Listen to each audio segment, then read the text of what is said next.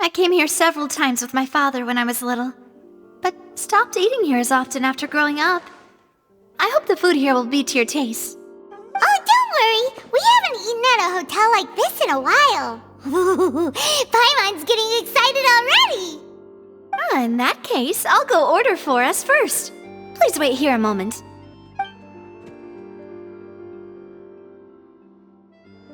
Ooh, everything looks so good. People in Fontaine sure know how to enjoy life. Why, of course. Go ahead, try whatever you like. If the food's good, I'll make a group reservation for the rest of Spina di Rosula next time. And if it's not? Well, then I'll still bring everyone. Albeit with only one dish per table. You, sure have your own way of doing things. Oh, we called this a farewell meal, but we could also treat it like a victory feast, right? We did just win that case after all. Oh, true. Very true. In that case, boss, we'll have another 2 dishes. Huh? Paimon didn't mean that you had to order even more food.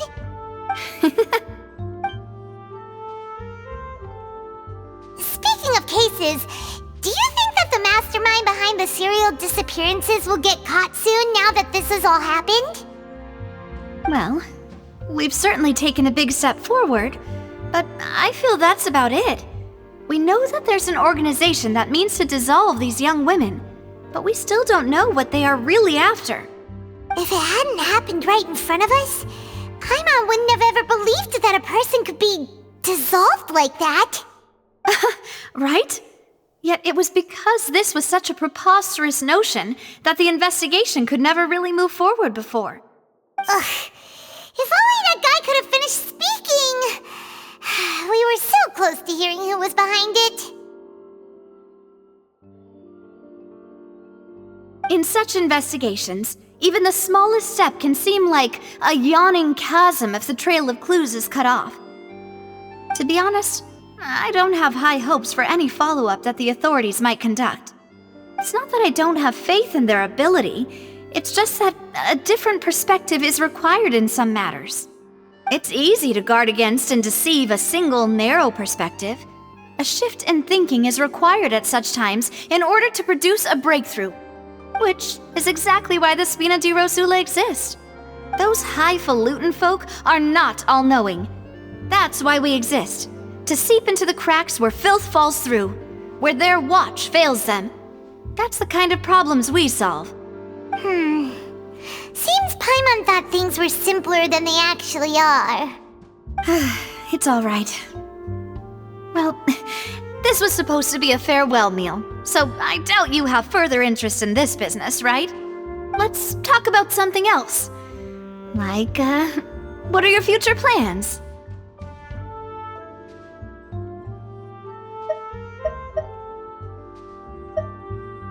That's true. We didn't have a chance to speak to her after the trial ended. It didn't really seem like the right time or place to do it anyway. I see. So, your primary objective, which has been foiled so far, was to have a chat with the Hydro Archon. I've heard that there's a long line of people waiting to meet Lady Farina. I suspect you'll be waiting for quite a while, considering that you missed your chance today. Yeah, we've heard that she's super popular here in Fontaine, and that it'll be tough getting any of her time. Well, would you consider some more, unique ways?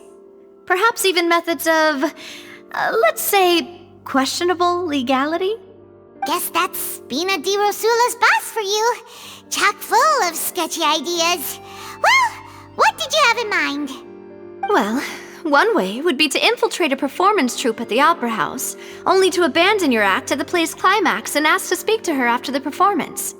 I'm sure Lady Farina would be eager to see the ending, and would agree in order to finish watching the play, don't you think? Could you suggest something a little more practical? This plan seems pretty hard to pull off. We'd have to go learn how to act, and acting's really hard. All right, here's another. Find a way to conceal yourselves under her bed. Then wake her up in the dead of night and demand answers. Don't let her go back to sleep until she answers all your questions. I can personally testify that this one works. When I'm sleepy, I'll do anything as long as I can finally get some sleep. That might work, but that's not really the problem. The problem is we don't want to get ourselves arrested. Valid point. I overlooked that part. I was just thinking about leveraging a person's desire for sleep. All right, no more joking around. Perhaps you could... I don't know. Cut the line when she's on a break. You did defeat her in court, clearing citizens of hers from false accusations. False accusations she had nearly upheld personally. I imagine that she feels quite ashamed about the whole thing. You mean that if we catch her while she's on a break, she might be too embarrassed to refuse? Oh, that does make some sense. Why don't we give it a try after this meal? You know, strike while the iron is hot and all. Huh? Paimon, did you drink my Fanta? Was this your drink?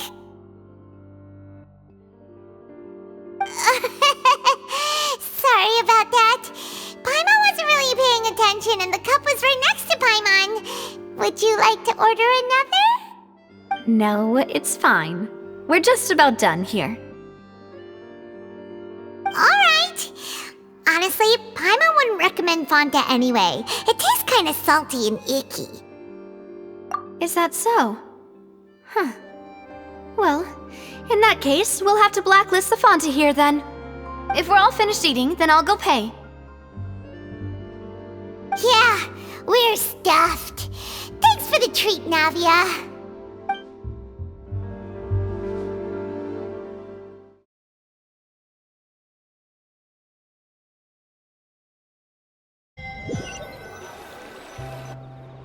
Oh, so full.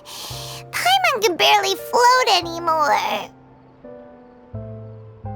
Nah, that would be so... normal. You know, like you. Okay. As for expenses this month, we're left with... Hey, Navia! What are you doing over there? Oh, nothing. It was just a meal, you know? Nothing the Spina di Rosula can't cover. Let's get ready to try to meet the Hydro Archon again. Bye, Navia! So this is goodbye, huh? Well, if you do encounter any other trouble in Fontaine, you're always welcome to contact the Spina di Rosula. I'll give your request the highest priority. In any case, I wish you smooth sailing. I'll see you again, partner. See ya!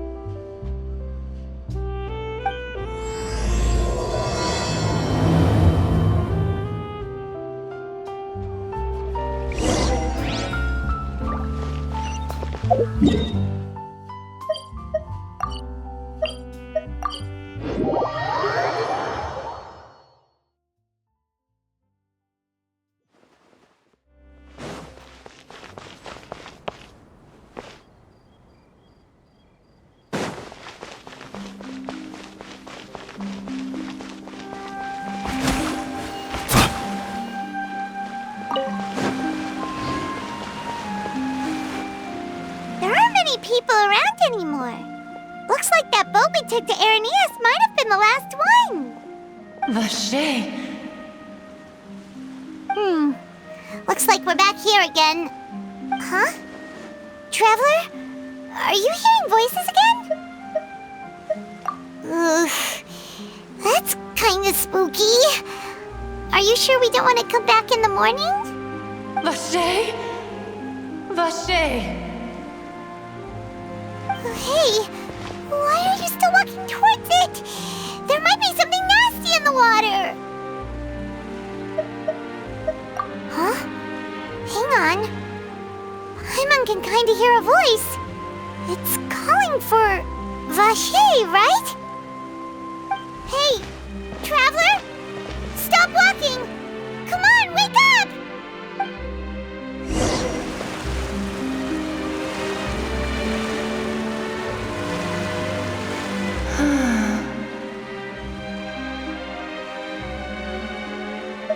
Vache! Are you... my dear Vache? No, wait. You seem to be someone else. Do you know Vache? Do you know where my love is? Wait. Who am I? I'm very sorry. I fear I do not know. My memories feel like they have been washed away like a flood.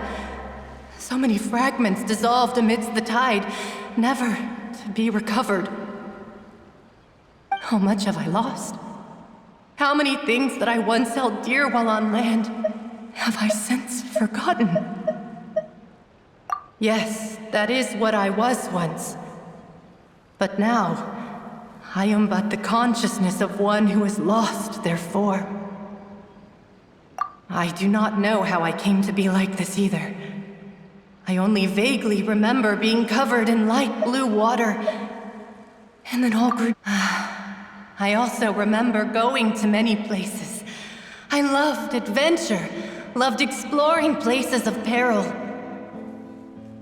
No matter where I went, Vache would go with me.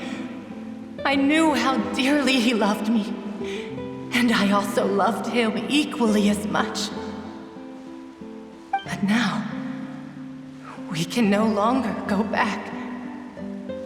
The pain of... No! Our reunion no longer has any meaning. There is no way for us to create any new memories. The thought of me gives him no succor. So let it lie forgotten beneath the waters. If you meet Vache, tell him not to look for me. Tell him to move on. That is the only thing I still remember. Perhaps that is so. As I was submerged in the waters, losing consciousness, I saw Vache above the surface. His eyes were filled with such sorrow, such longing. If only I could have comforted him, told him that I did not suffer. Indeed, I had felt a great warmth. Is that what you call it? Dissolving? If anything, I consider it a form of release. It was a state of neither fear nor frenzy, with only an endless peace, like the water's still surface. I could also liken it to being a thirsty person who drinks water for the first time, and only then sees how they have lived for so long in a world of endless want and anxiety. I think I hear your companion. It's time for you to go, I think. Farewell, then. I am glad that you were able to sense my presence. Remember, if you see Vache, tell him not to seek me out any longer.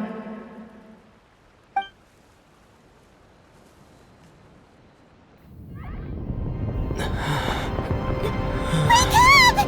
Come on, hurry! Navi is outnumbered!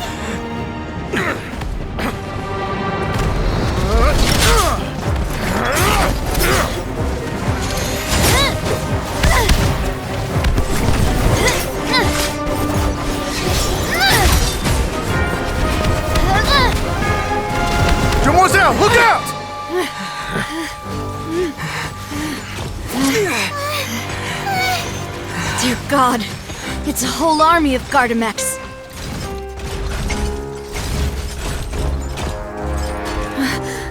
Chlorand?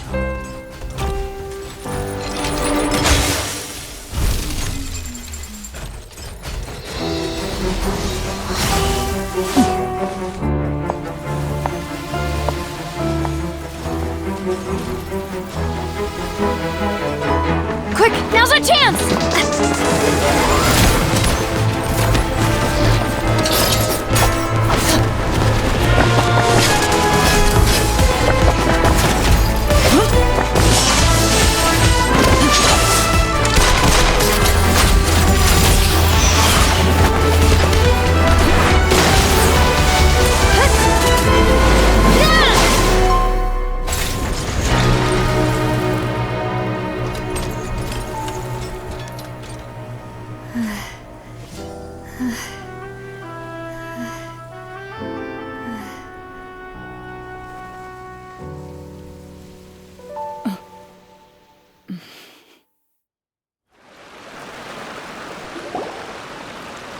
I should thank you for lending us your sword there, Chlorand.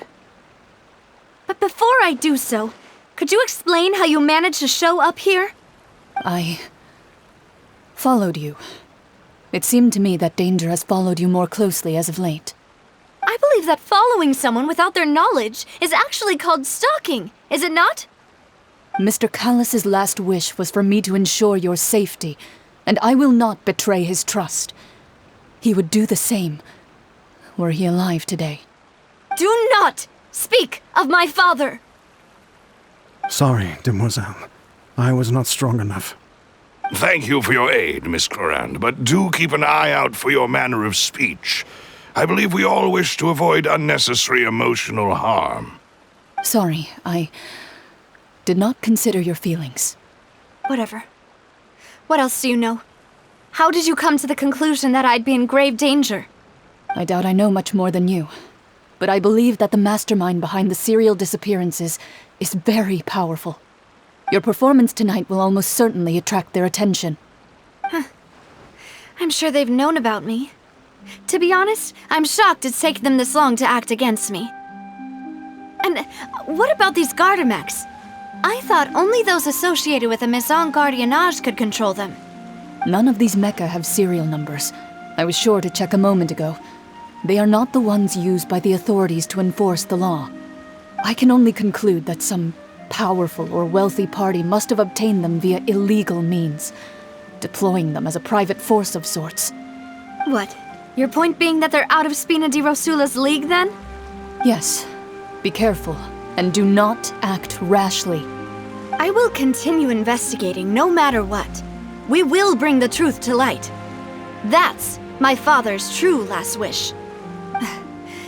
Regardless, thank you for your help today, Clorand. But if you get any ideas, tell me first. I don't much appreciate being followed. I do not think that they'll strike again anytime soon. So I shall stop following you. Good day, all.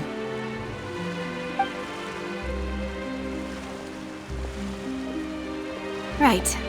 I suppose that's the best news we've gotten today. Demoiselle, I believe that Miss Clorand was being sincere with you. If we tried, we could attempt to thaw relations a little. I know, she's... Oh,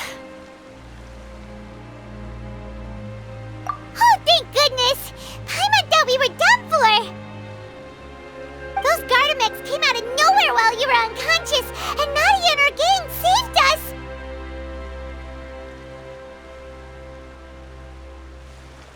Oh, and there was that champion duelist named Clorand who came out to save us too! We got lucky there. Paimon probably couldn't have fought them off otherwise. Oh, come now. Forget all that polite talk. That wasn't really a farewell meal we had back there. Not for me, anyway. In truth, I hope that every meal we have together shall be a victory feast. As such, we're still partners. There's no need to thank me. It will take 50 years for me to match Demoiselle's magnanimity. If it were me, I would have joined the Spina di Rosula on account of her goodwill long ago. All right, you two. That's enough. Actually, Navia, how did you know that we were in danger? You sure did show up in the nick of time. Well, to be honest, you're the one who tipped us off, Paimon. Huh? Really? Paimon contributed somehow? Ooh, Paimon's even more amazing than she thought! Yes, all thanks to you grabbing my drink by mistake. How did that help? After we parted ways, I was on the way back to one of our bases when I suddenly thought of what you said. That the Fonta tasted kind of salty and icky. Fonta only comes in sweet flavors, so how could it have tasted salty? The color of the drink, if I recall, had also been a bit off. So the Fonta had been spiked with water from the primordial sea? Yes. So, if you hadn't drunk that cup for me... Spina di Rosula is preparing the grandest of awards for you as we speak for saving the boss. Huh. Really? I sent people to Hotel de Boer to investigate, but whoever did this left no trace at all. That's when I figured out that you might be in danger and hurried here as quickly as I could. But why would they go after us too? All we did was defend Linny in court and help clear his name. Ugh, now we're caught up in this mess too, aren't we? Well, you did foil a plan that they were probably pretty proud of, and almost got their name in the process. Speaking of which, did anything strange happen when you drank the primordial seawater? Well, it can't be a coincidence that the traveler fainted just now. He said that he heard that voice calling for Vache again. Oh, and this time Paimon heard it too, but it was real faint. Does this situation have to do with the primordial seawater then? Does that mean the primordial seawater raises someone's sensitivity to hydro when it's used on people who are not from Fontaine? That doesn't sound like too much of a bad thing, to be honest. New intel? While you were out cold? Well, let's hear it, shall we?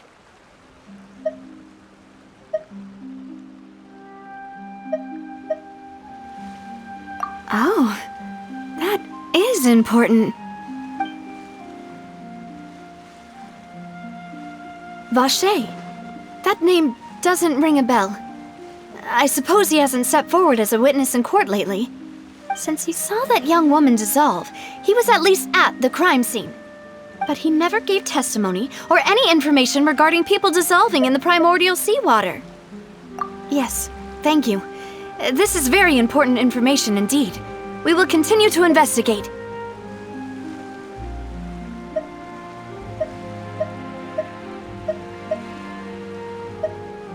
Oh, you mean you'll help us investigate? Well, you did say that our farewell meal didn't really count. That means we're still partners, right? And besides, we're in this now whether we like it or not. You're not gonna let those people who targeted us get off the hook so easily, are you, Traveler? Demoiselle, do try not to look quite so pleased. You are the face of Spina di Rosula, after all. You talk too much. Well, in that case, let's head back to one of our bases, shall we? I'll arrange accommodations for you. We also have some plans to go over, and hopefully we can deepen our bonds as partners. But we'll take that one step at a time, I guess. Don't worry, you two. With us around, our base is definitely secure.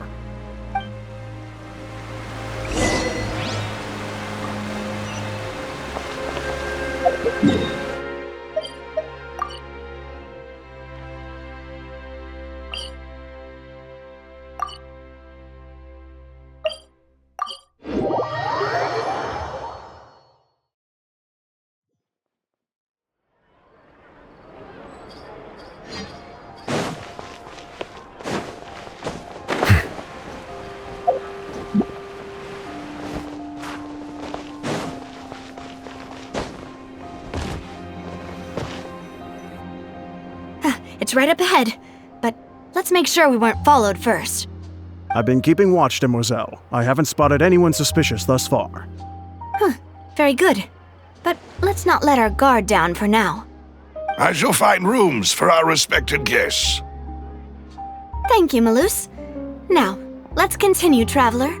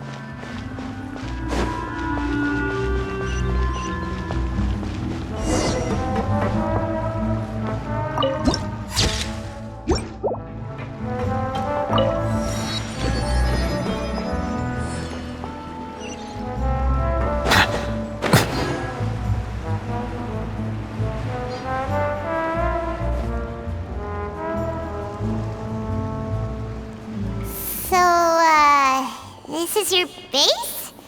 It's not quite what Paimon imagined. Your accommodations have been arranged. Under the present circumstances, I can confidently say it's the best we have.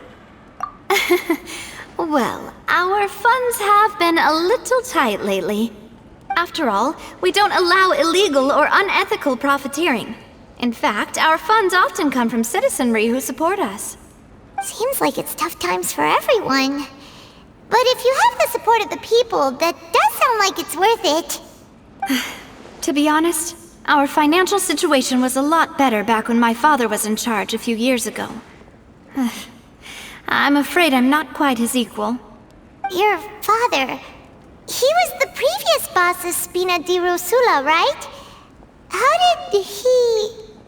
Demoiselle, if you'll allow me to explain. No. I'll explain it myself. I suppose I couldn't run from this topic forever. And as partners, this is something I hope they can understand. My father's name is Callus. Yes, the same one they call Callus the Unfaithful in the streets. 3 years ago, he was accused of murdering his own friend. But he chose a duel to defend his honor instead of standing trial. He died in the duelist's ring. Oh no. But I do not believe my father was a murderer. I'm sure he was set up. At the time, I believed that if he only stood trial and was duly investigated, something amiss would crop up and prove his innocence. But strangely, he not only requested the duel himself, but rumor has it that even after being seriously injured, to the point where he could be deemed as having lost the duel, he refused to surrender, determined to die in the arena. 3 years later, I still don't understand why he did that. How could he protect his honor if he's dead? If anything, he gave up his chance to defend himself.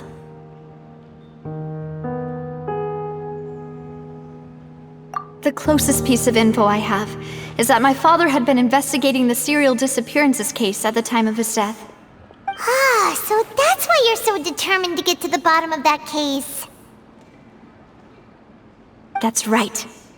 I've also tried to investigate the murder my father was implicated in, but I haven't found a single new clue in my countless reviews of the investigation records. However, I believe that if the murder case is related to those behind the disappearances, they must know something. I must know what really happened. Was my father coerced? Framed? Even if he really did kill his friend, I must get to the truth. If only he'd been more open with me when he was still alive. He even hid the fact that my mother died due to complications when giving birth to me. And now, here I am investigating his death. You really are a handful, aren't you, Papa?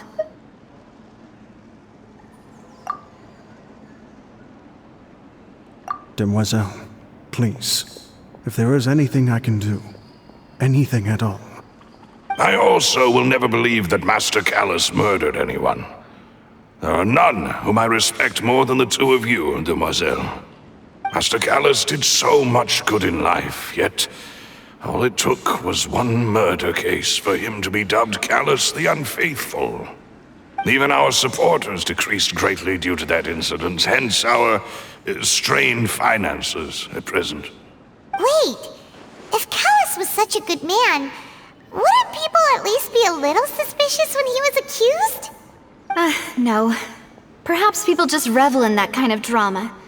It's not something exclusive to people from Fontaine, really. Everyone's like that. People love watching the evil turn over a new leaf, but they also enjoy watching good people fall into an abyss from one slip-up just as much. But how could... never mind. If Callus was really falsely accused, we have to find the truth. He didn't deserve to have that happen to him. There is one other thing. Master Callus's opponent in the duel was Ms. Clorand. Oh, her? Well, then, isn't that as good as saying that she was the one who killed him? Yeah, that's not the sort of thing that you can just let go and move on from. Ms. Clorand has always placed great emphasis on the honorable nature of the duel. If her opponent doesn't yield, she will not stop either. She knew Master Callus beforehand and greatly respected him, but seeing how he was resolute in the arena, there was only ever one choice she could have made. It's not that I don't understand her at all, but I just can't deal with this yet. Don't worry, Navia. Paimon knows how you feel. You don't have to force yourself to do that. Afterward, Ms. Clorand told us that at the start of the duel, Master Callus requested that she ensure Demoiselle Navia's safety. Yes, that is our understanding as well. Oh, Papa. What madness drove you to ask the person who killed you to take care of me? All right, anyway, that's the information I wanted to share with you. Even if it did sound like I was just complaining towards the end.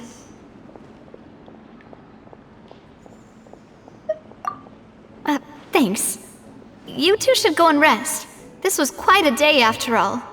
Yeah, Paimon's beat. Please, relax and get some sleep.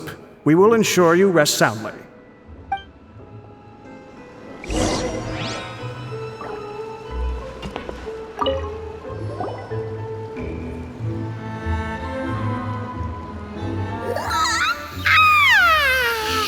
Paimon slept so well. This place feels almost too safe. Huh? Navia? Where did the other two go? I sent them back to Poisson. It's Spina de Rosula's place of origin, and where we have our headquarters. There's not much for them to do here at the moment. Paimon gets the feeling that you're just trying to get them off your back. But never mind that. When did you get back? Were you waiting here the whole time? No, I just returned after going out for a while. I did some investigating yesterday regarding the name Vacher. Wait, so you didn't sleep at all? How could I after having such critical new evidence appear? Guess Paimon wasn't speaking for everyone just now, huh? Unfortunately, this name seems to have been wiped from existence. It doesn't seem to have a match anywhere. I suspect that those behind this have already taken steps to hinder an investigation from this angle. But that does prove that this Vacher person is a key witness in the incident. Does that mean we're too late,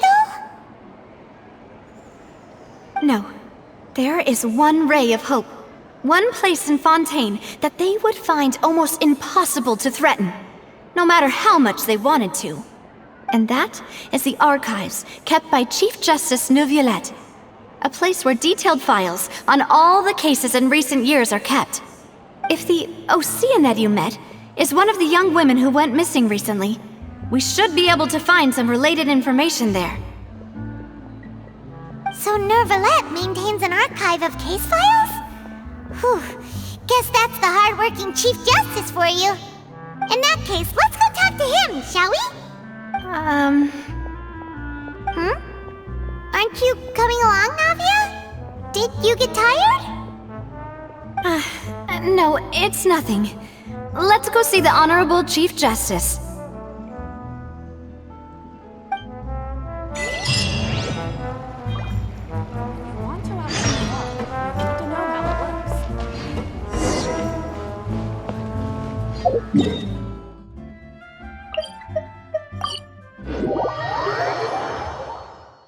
The palais is right up ahead. Come on.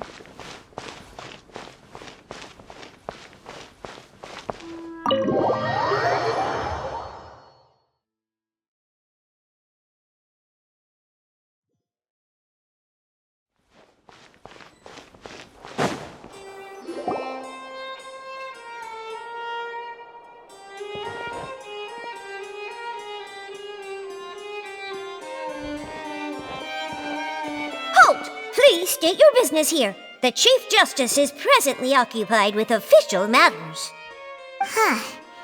This place does look pretty heavily guarded. Guess that proves that Nervalet's files are really secure. Hey, don't you recognize us?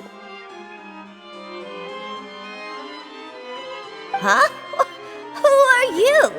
Just to be clear, I don't care who you are or who you might be related to. Our rules make no exceptions. See? They've got great discipline, too. Yep. Paimon can tell. If you're here just to crack jokes, I can point you towards the exit. Unlike some, we're busy, so please leave if you don't have a reason to be here. No. What I meant to say is, shouldn't you remember us from a few days ago?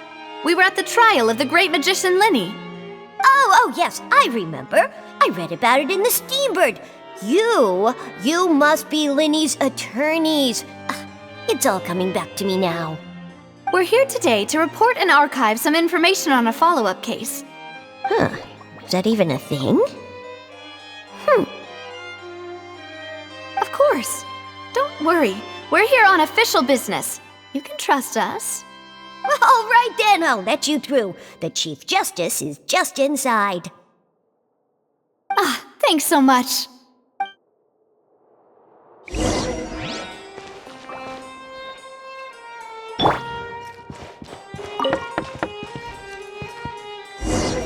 Please come in.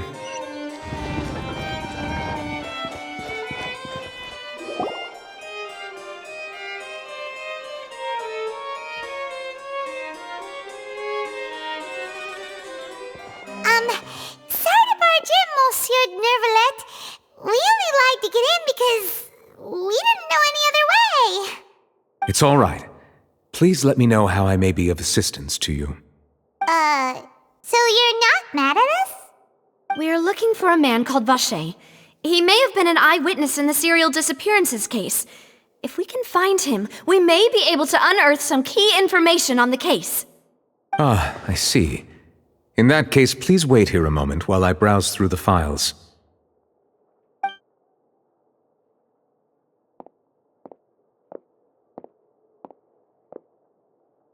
Who knew that Nervalet would be so easy to talk to?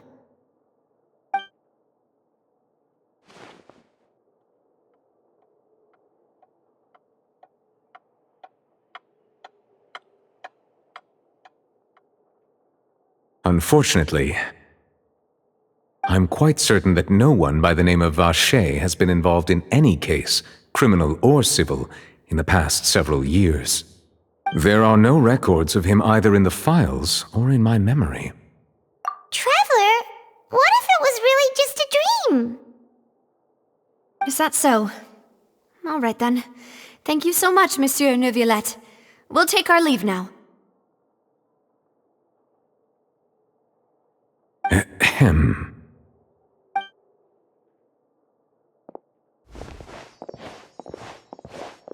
Miss Navia, I can understand how you feel. Your father, Callus, was a truly exceptional man. We deeply regret his passing.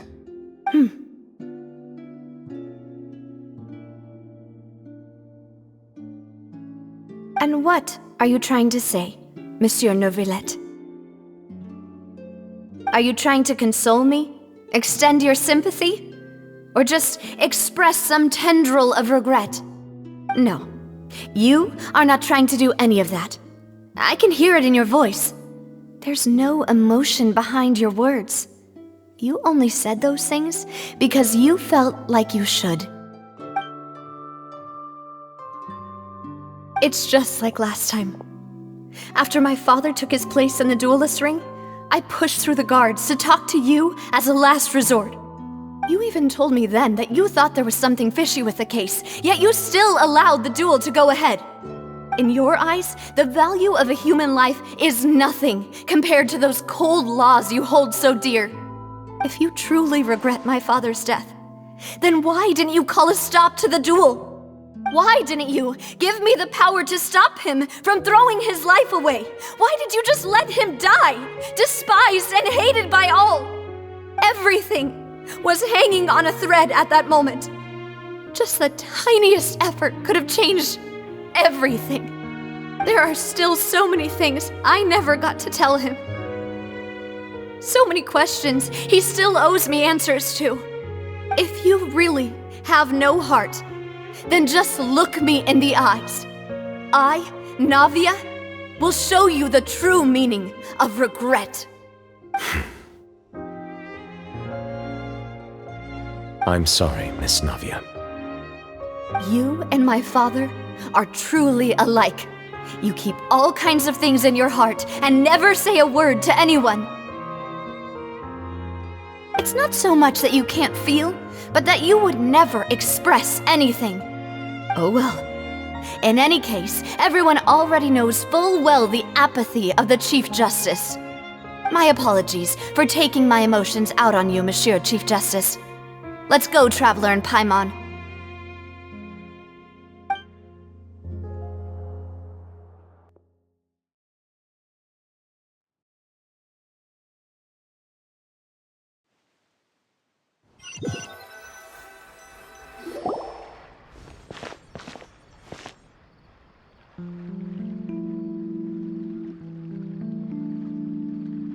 Navia, are you okay?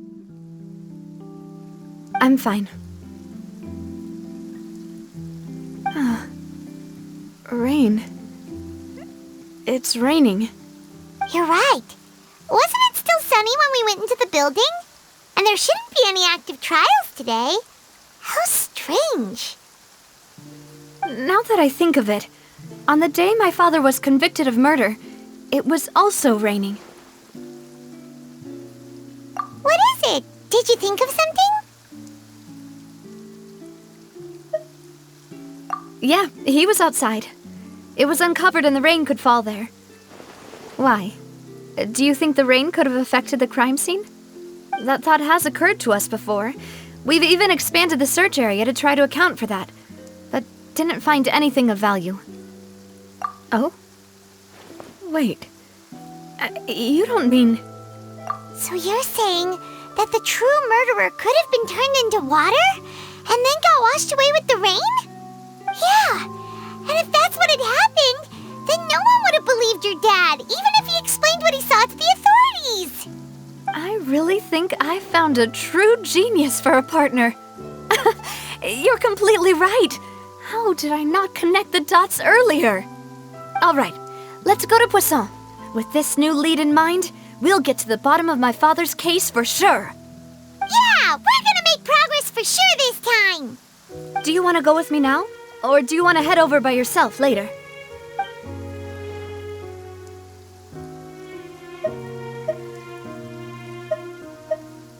Great. Let's go then.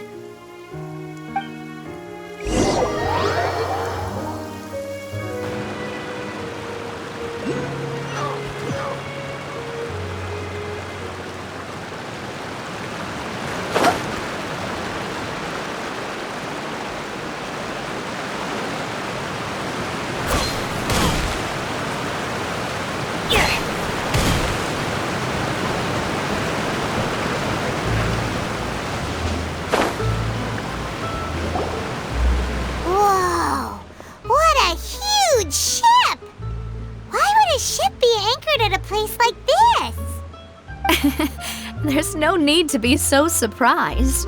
While it may look like a ship, it's actually Spina di Rosula's headquarters. My father was the one who asked for it to be built like this. Perhaps our taste in exterior design is the only thing we occasionally had in common. A gigantic and glamorous ship embodies discovery, opportunity, ambition, and conquest. It symbolizes Spina di Rosula's bright and limitless future. And Paimon thought you were bluffing when you said Spina di Rosula had a glorious past.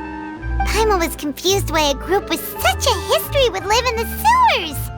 But now that Paimon has seen this ship for herself, she's been convinced. Well, Poisson is where Spina di Rosula began, after all. It's our main base, our home.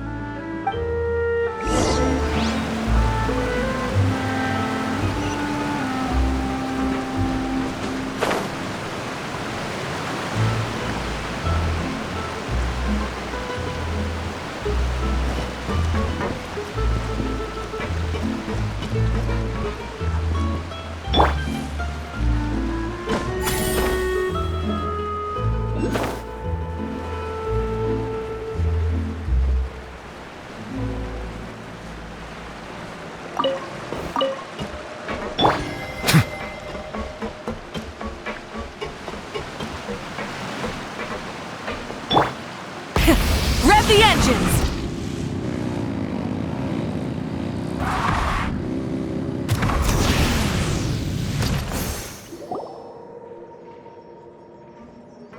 Melus, we're back! Apologies for the wait, demoiselle, and our most important partners. You said before that you still had some business at the court. What brings you back to Poisson so quickly? About that. It's because my partner here reminded me of something really important. You see, you still remember, right, Melus? On that night, it was raining? Yes, the case was quite similar to that of Mr. Linney's. Both were what you'd call impossible murders. Could you tell us a bit more about what happened before? Yeah, of course. Many years ago, something called synth began to gain popularity in Poisson. At a glance, it was a kind of drink that could excite your mood and produce many pleasant hallucinations. Wait! Didn't that guard guy who turned into water also mention that the primordial water could be used to produce some kind of potion? Yes, he did.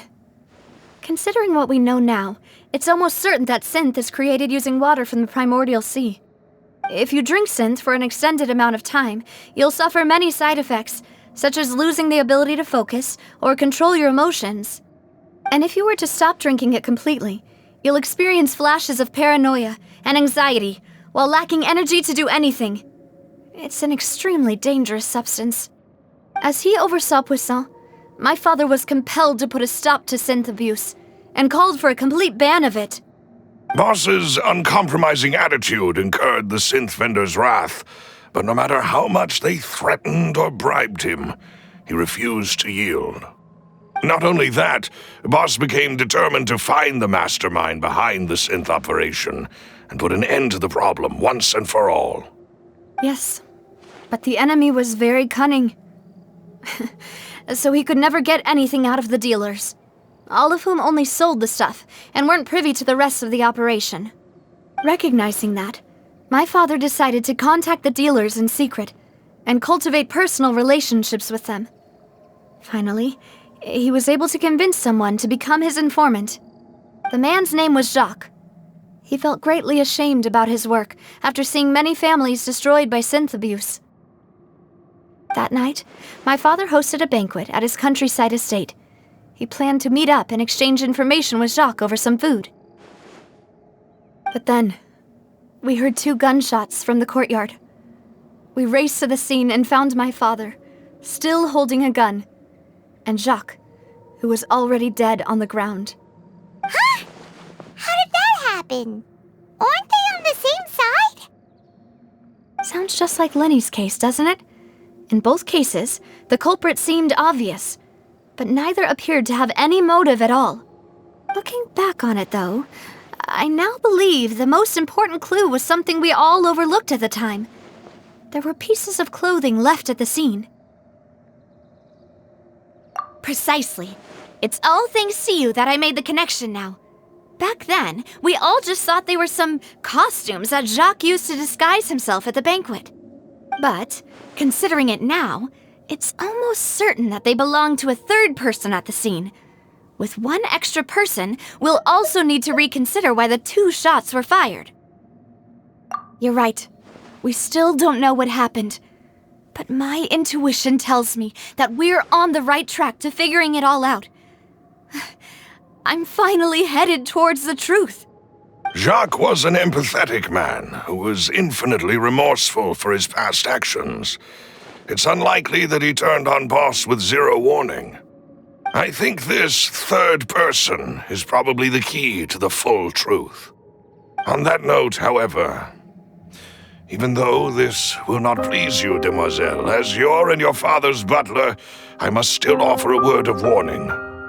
Our opponent is insidious and cruel. They are extremely difficult to deal with, and Boss has already lost his life trying to bring them to justice.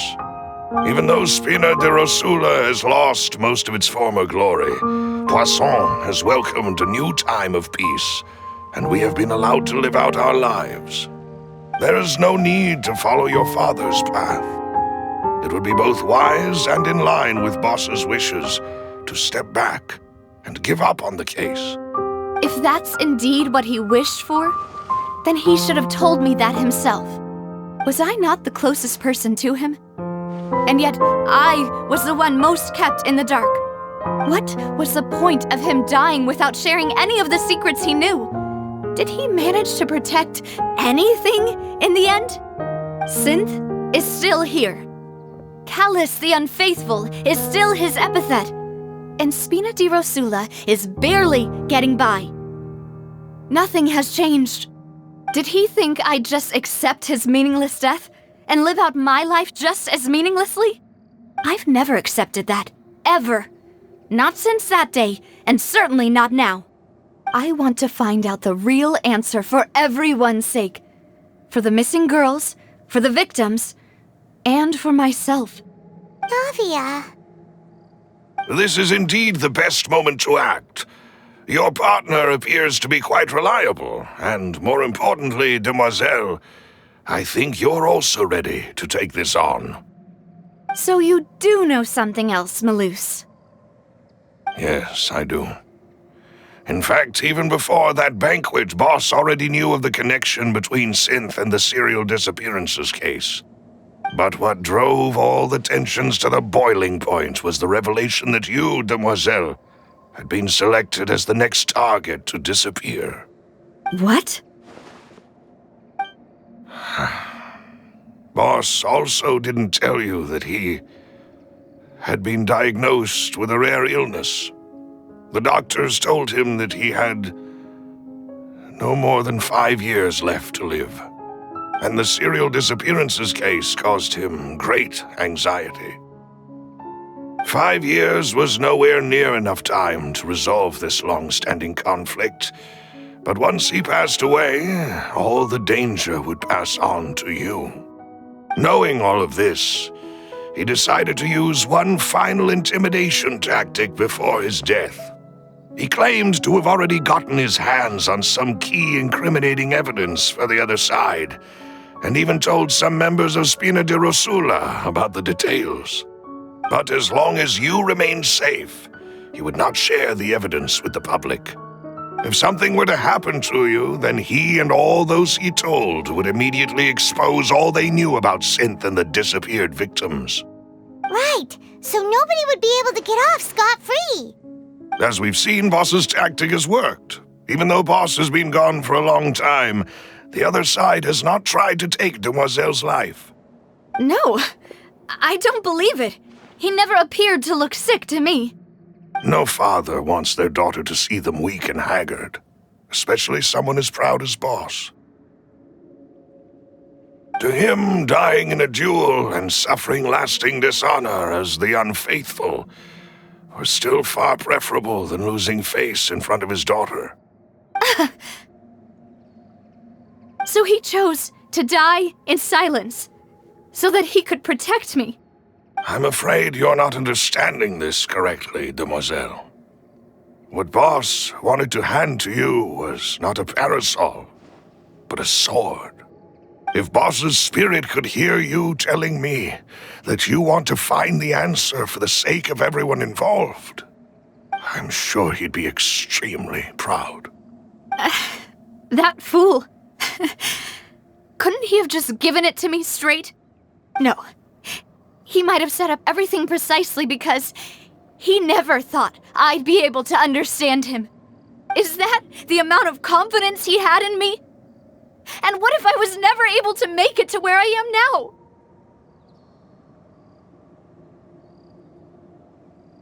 Yeah. I suppose that's true. With the way he'd set things up, if I had wanted, I could have just lived out my life without a care in the world.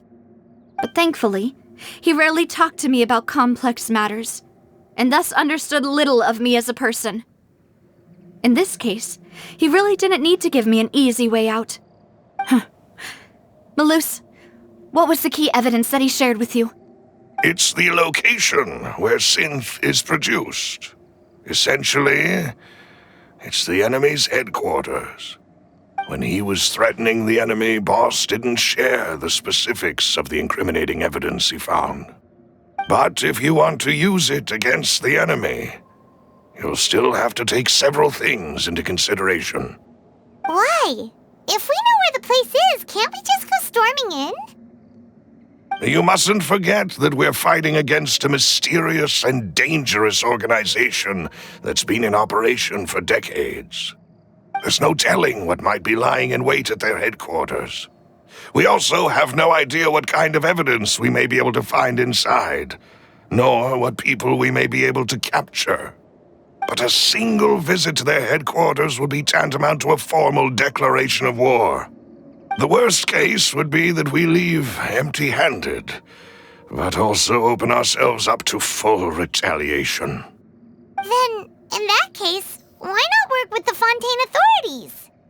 Well, you saw one of them dissolve during Mr. Linney's case. We have no idea just how thoroughly they may have been infiltrated. That's true. Seems my father really had no choice. But things are different now. It should be a lot easier to prove the other side's guilt, now that we've connected Synth with the disappearances case. You sound like you've put a lot of thought into this, Malus. I am the butler, after all. I live but to serve the boss and Demoiselle's will. I've always been willing to take on any kind of risk for your sake. But considering my relative lack of ability, I've spent my time keeping secrets, performing basic investigations, and waiting for the right time to come. Thank you for all of that, Malus. Have you discovered anything new in the past few years? Let me think. One conclusion I came to was that the enemy must be quite familiar with Spina di Rosula, or at least have an informant planted here. When I announced orders to the organization's members on Demoiselle's behalf, I used to deliberately keep a few people in the dark and observe the reactions of the synth vendors. If the vendors didn't change their plans, then the individuals informed of our orders must be innocent. If the vendors packed up and fled, however, then someone must have given them the news. After several rounds of testing and investigative tracing, I've narrowed the suspect list down to 3 people. The first is Florent, Spina di Rosula's senior advisor. Huh? Florent? Yes, surprising, isn't it? He was one of the people Boss trusted the most, which also means that he was someone who understood Boss really well. Thanks to his position within Boss's innermost circle, he always knew our upcoming plans and could thus avoid capture this whole time. There's someone else like him too. Marcel, the head of Confrérie of Cabrières. Uncle Marcel.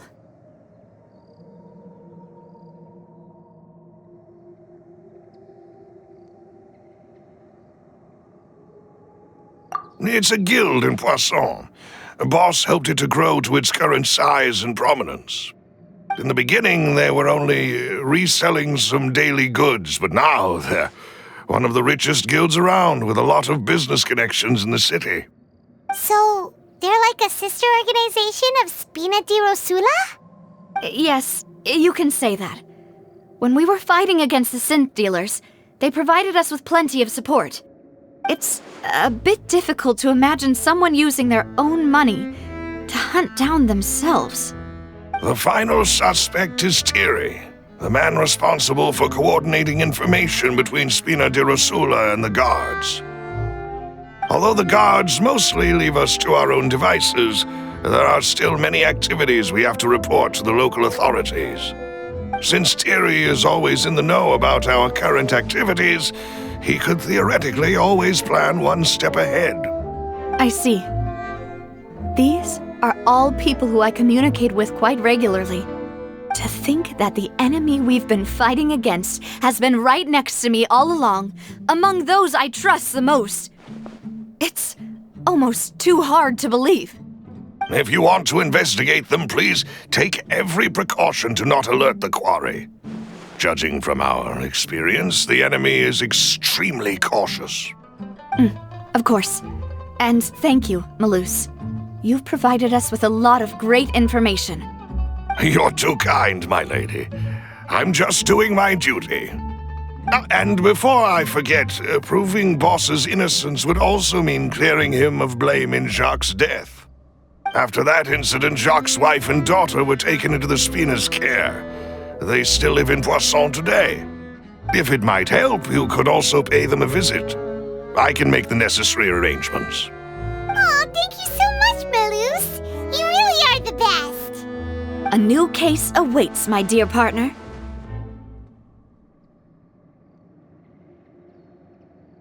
I hope we can work together to uncover the truth and end this case once and for all.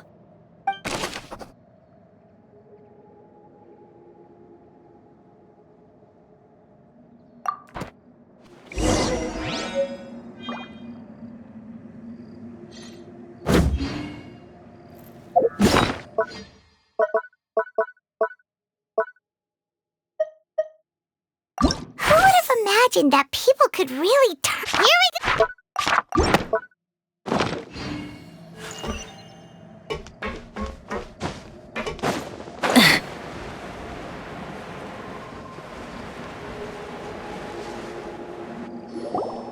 It is settled, then.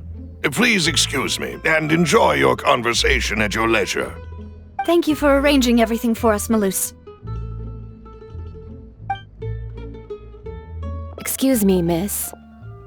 Do you need anything from us? Oh, Hey, Navia's all quiet. This isn't like her at all. I'm sorry that I only came to visit after all this time. After what happened, I didn't know how I was supposed to face the two of you. Ah, if it's about that, there's no need to apologize. After my husband died, Spina di Rosula sent us a lot of mora and support. I understood your guilt and apology to be genuine. But aren't all of those things nothing compared to the loss of Jacques? I can understand the kind of pain that comes with losing a father so needlessly. You don't understand at all. I didn't know how to face you, because I didn't know what I could possibly bring as a consolation gift. I know only the full truth could bring closure to you, and to all of us. I'm sorry.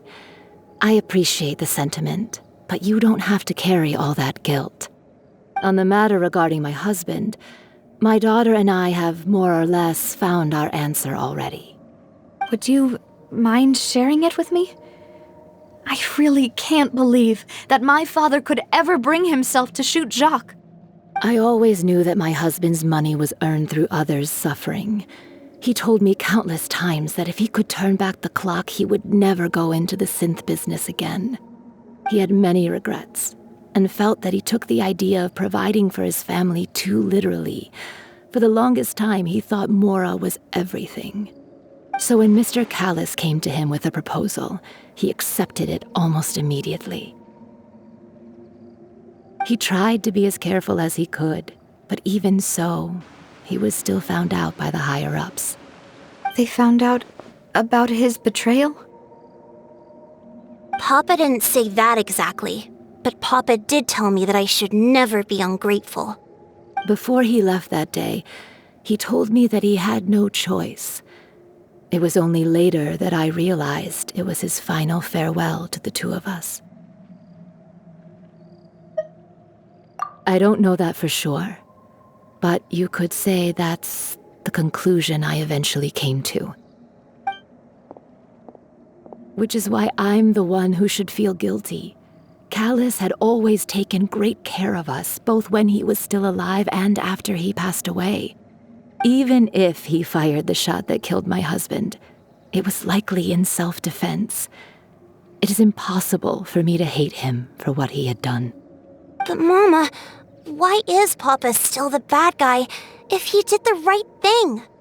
Papa always wanted to be a good man, so why did he have to do a bad thing in the end? Well, things aren't always as they seem. You still feel like your papa was a good man, right? Yeah, Papa was a really good man. The best in the whole world.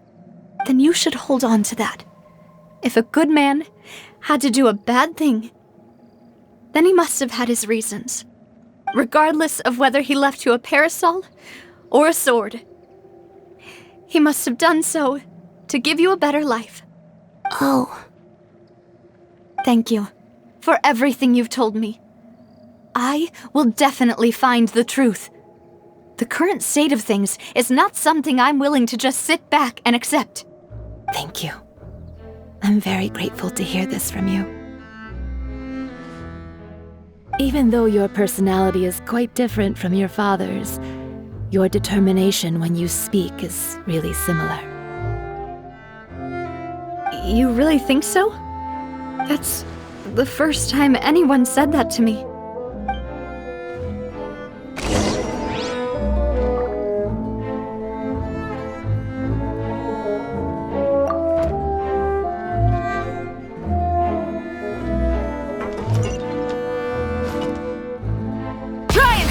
Are you okay, Nadia? I'm fine. Don't worry. Greetings, boss. How may I be of assistance today? I'm sure you've heard about what happened at the Opera House. Someone got turned into water right in front of us. Yeah, I've heard. With something that dramatic, I'm sure journalists will milk it for all it's worth. And it'll be all the talk for the next several weeks. It also reminded me, on the day that the incident happened with my father, it was raining outside, and we found some clothes left at the scene. After my partner here put the dots together for me, I feel like we should try to reopen his case. Can you do me a favor and try to recall what happened that night? Let me think. Mr. Callis was feeling pretty upbeat that day. So he was drinking and bantering away with us at the table. After that, he told us that he wanted to go get some fresh air.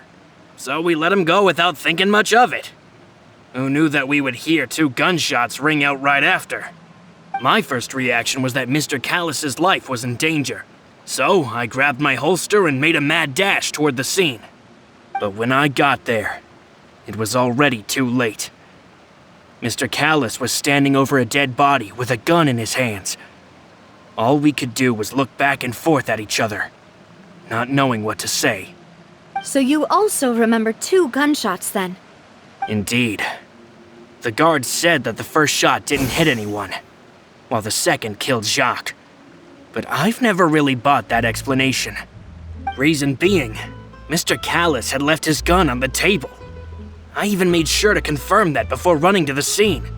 But according to the guards, that doesn't mean he couldn't have had other guns on his person. About the clothes left at the scene that you mentioned. Do you think there was a third person there who was turned into water? At least from our perspective, my father had no reason to kill, so he would also have no reason to bring an extra gun with him. The gun he was holding probably belonged to Jacques, or a third person on the scene. Yeah, that makes a lot of sense. So you're saying Mr. Callus ended up with the gun because he seized it from one of the other guys? But hold on. If that's what had happened, then why didn't he share the truth with any of us? He didn't even want to face the Oratrice machine, and chose instead to prove his honor in a duel. Did he lose all faith in the courts after seeing someone dissolve right in front of his eyes? About that, Malus told me a thing or two. So, I think I can understand why he committed to the duel. I'll tell you everything once the whole truth has been revealed. I understand. Then I'll leave Mr. Callus's honor in your hands, boss. And if I may just say one more thing. The whole Callus the Unfaithful epithet has been a thorn in my side since the day it was invented. Many people have laughed at me for still calling him Mr. Callus, even after so many years have passed. But it was Mr. Callus's trust that allowed me to rise through the ranks of Spina di Rosula and live the life I lead today. No matter what others might say, he'll always be the man I respect the most. And he'll always be my boss. Don't worry. I will definitely find the truth. You and all our other comrades at the Spina deserve to know the truth as well.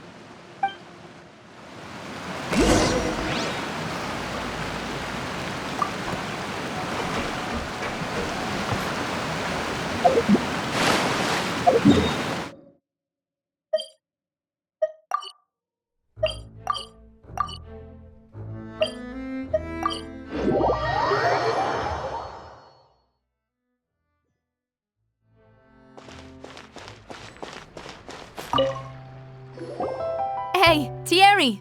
It's me! Oh, now, what brings you here, Miss Navia? I've heard that you made quite the name for yourself at the Opera House. Oh, so you've caught news of that already. Oh, okay. Hey, I'm also a member of the Guards, you know. The way you make it sound, people would think I was sent off to Poisson because I had done something wrong. Are you sure there isn't a little bit of truth in that? Under normal circumstances, shouldn't you have been called back to the city already? I mean, where I work is really up to me. Let's just say I enjoy the ambiance of Poisson. Callus did a fantastic job running the town, building Spina di Rosula from the ground up and clearing many obstructions in my way. It would be next to impossible for me to find a similarly easy but high-paying job in the city.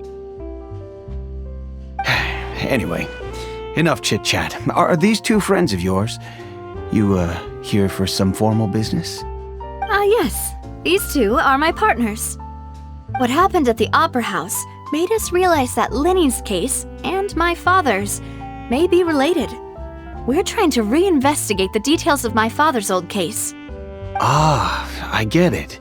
You think there might be more to the case now that we know people can be dissolved into water, right? I was also flabbergasted when I first heard of it. If you want to go through the original files from your father's case, I can help you look for them. That'd be much appreciated. Thank you.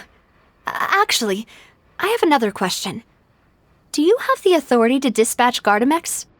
Of course. Without them, I couldn't possibly handle Poisson on my own. Why do you ask? We definitely can't use them to forcefully get more evidence for your father's case. Well, you see, just recently, we were attacked by a horde of unnumbered Gardamex in the city.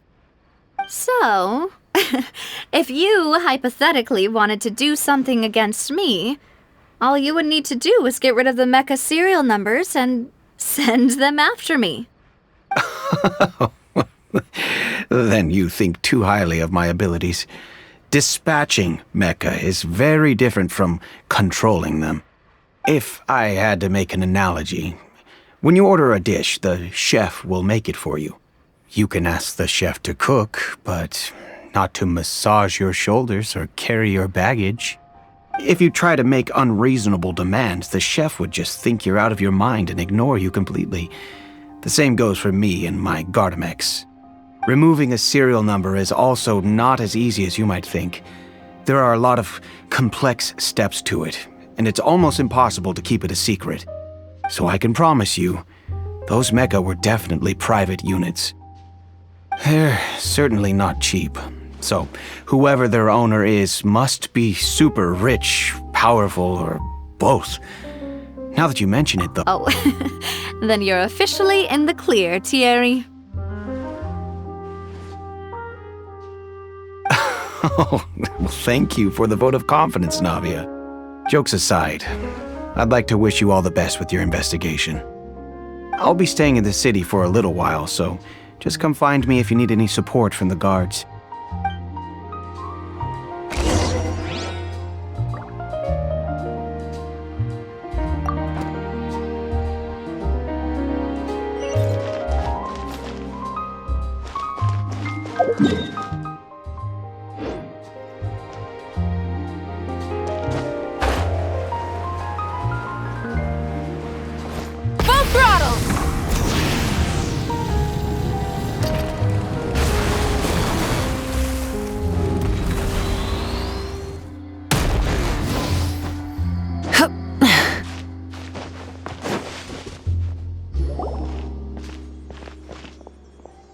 Hello. How may I help you?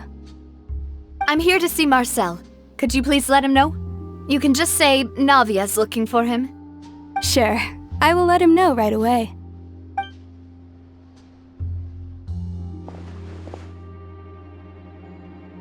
Navia, hello. Sorry to keep you waiting. I'm not as young as I used to be, so my legs are giving out a bit. Oh, it's all right, Uncle Marcel. There's no need to stress. I just wanted to talk to you briefly about what happened in the Opera House. I'm sure you saw everything too, right? Yes, I've never seen anything so strange. Oh, you were at the Opera House too? That's right. I went there with Navia to see the magic show. Who knew it would turn into a whole murder mystery? I also witnessed your marvelous sleuthing work. Quite impressive. To beat the Hydro Archon at her own game on her own turf, I can already imagine everyone in Fontaine discussing your exploits over a few glasses of wine. Oh, Paimon doesn't want to become the talk of drunkards. Apologies. It's just how Fontaine is as a nation. Everyone loves drama and theatrics. Uncle Marcel, you've also noticed that other thing, right? The fact that humans can dissolve in water? Yes, I was reminded of your father's case right away. Is that what you're investigating now? Exactly. I still don't have much solid proof, but I can sense that the other side has already begun to act. Oh, and what makes you say that? We were attacked on Araneus by some unnumbered Gardamex. And there was also an attempt to get me to drink water from the primordial sea. If not for the vigilance of my partner, I probably wouldn't even be here talking to you right now. Oh, you're giving us too much credit. Wasn't it you who protected us? Alas, it seems things are heating up again. The peace that Callus sought so dearly will soon become a thing of the past. But rest assured, Navia, Poisson will always remain a safe haven for you. If you're scared, you can always return there. If anyone dares to lay their hands on you there, the Confrérie of Cabrières will use its funds to the last Mora to bring them to justice. Thank you, Uncle Marcel. But I don't intend to go into hiding. I'm going to strike while the iron's hot. Do you have any new thoughts on my father's case? About that. Sorry, my age is catching up with me, so it'll take me a while to recall my memory.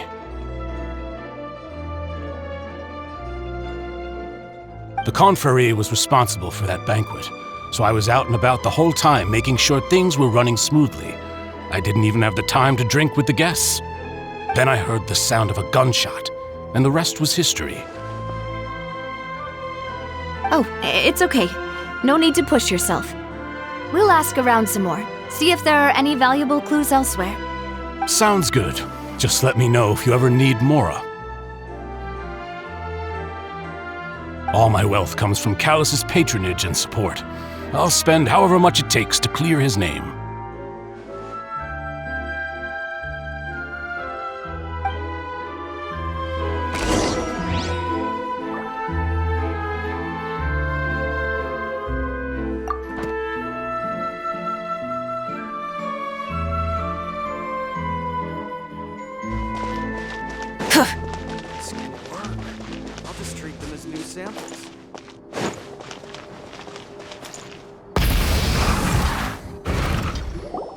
We've talked to all 3 suspects, purely based on their conversations with me. None of them sounded particularly suspicious.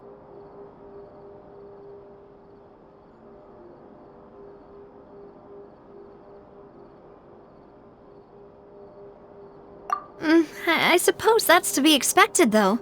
If a single conversation's all that's needed to find them out, then my father wouldn't have needed to investigate the case for so many years.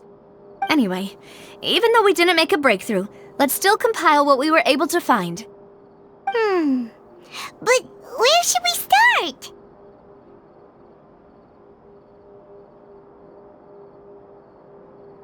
Ah, you're right! Flora mentioned that Callus probably only ended up with the gun because of circumstance. That makes sense. According to Jacques' family members, he already told them that he had been discovered, and that he had no choice before he left home that day.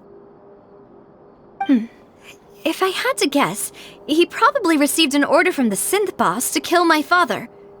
Had he refused, he and his family's lives would have been forfeit.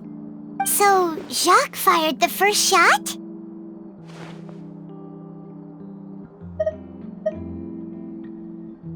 Oh? And why is that?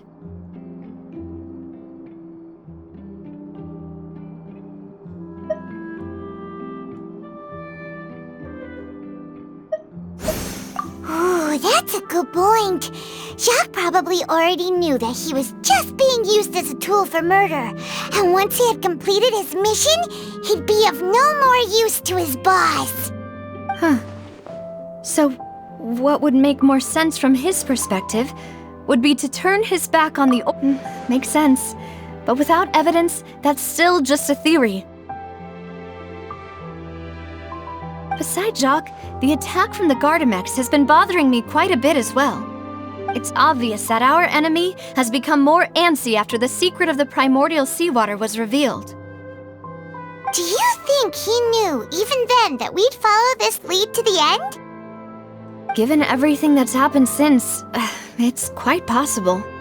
But who among the 3 suspects would have the ability to control privately owned Gardamex?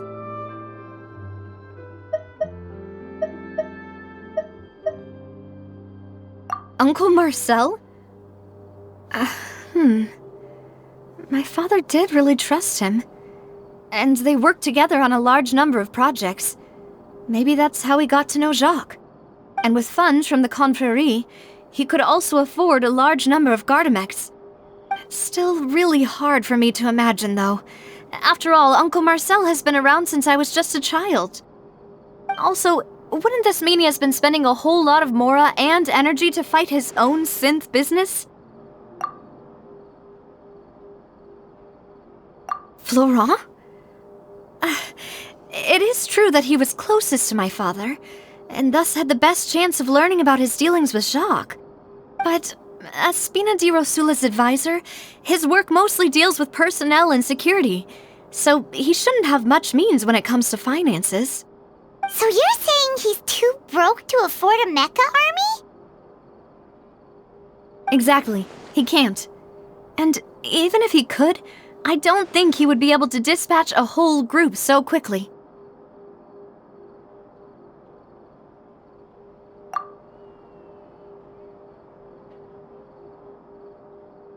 Thierry, you say?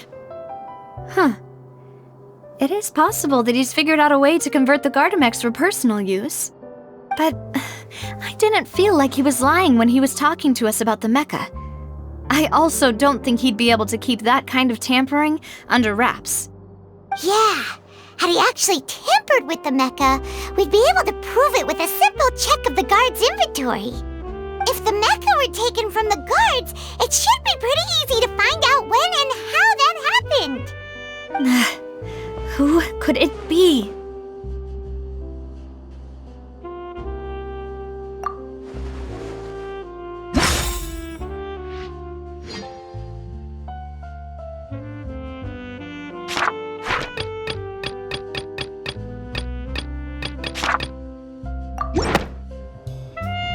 You know, if you think everything through, Uncle Marcel is indeed the most suspicious of them all. Could we be missing other suspects? Malus didn't know about the people turning into water thing when he narrowed it down to these three, did he? Malus has always been very reliable, and his judgment of others' trustworthiness has been fair and well considered. When he laid out his case for the three, the rationale he gave me made a lot of sense as well. The suspect is knowledgeable about the Spina's internal affairs, has the means to dispatch Mecha to assassinate us, and possesses significant intellect and foresight. Even if I don't want to believe it, I'm starting to see how things could all tie back to Uncle Marcel. Well, we still have another trump card on top of all the theorizing and speculating. Yes, Malus did say that charging straight in there would be extremely risky, but we don't have any other options right now.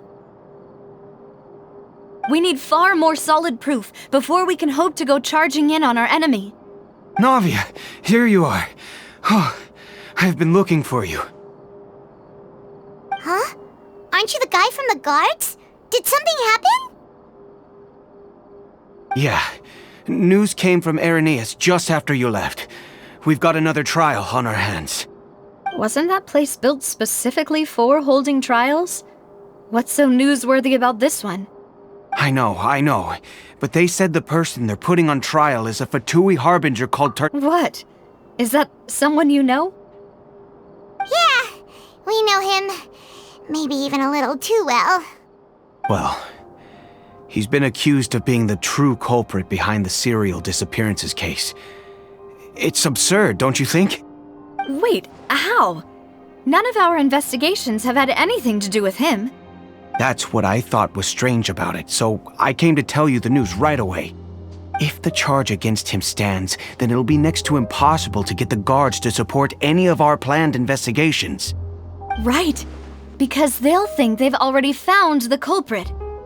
Yeah, and it'll be a lot harder then to clear Mr. Callus's name. I understand. Well, partner, what do you think we should do? We still haven't found any conclusive evidence. Huh? Split up?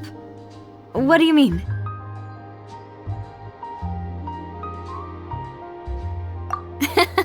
Just as expected of my partner. Since this is a trial about the serial disappearances case, the culprit's attention will be focused on Irenaeus, leaving his home base wide open. You're right. This is our best opportunity. All right then, let's do this. I'll stall them at the Opera House and charge Marcel as the true culprit. I won't have any chance of making that charge stick, though, unless we find more evidence. It'll be up to you to make it back in time and hand the decisive evidence to me. We'll help you, just like you helped us in Linny's trial. Demoiselle, please allow us to accompany you. I'm ready. Ah, Malus, Silver. When did you two get here? We heard that you'll be leaving Poisson and figured that you might require our assistance. It's our hope that your confidence will be bolstered with the two of us by your side. Thank you so much. Then, let's make haste for Irenaeus. Paimon, Traveler, I'll see you at the Opera House. See you then!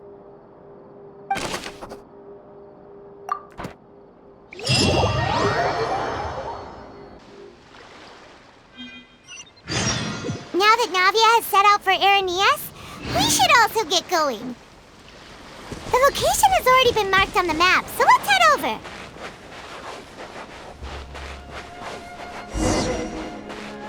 Huh. According to Malus's info, the synth production base is underwater. Let's go and try to find the entrance.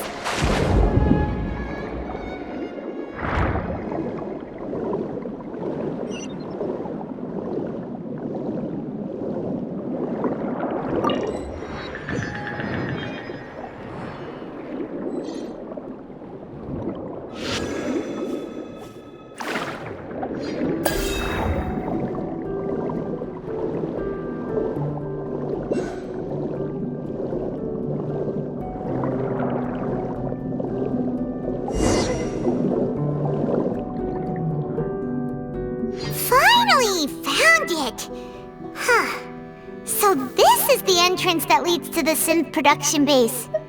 It sure does. You're right. An important place like this is bound to have a ton of protective measures and mechanisms. Navia's probably arguing up a storm right now to stall for us.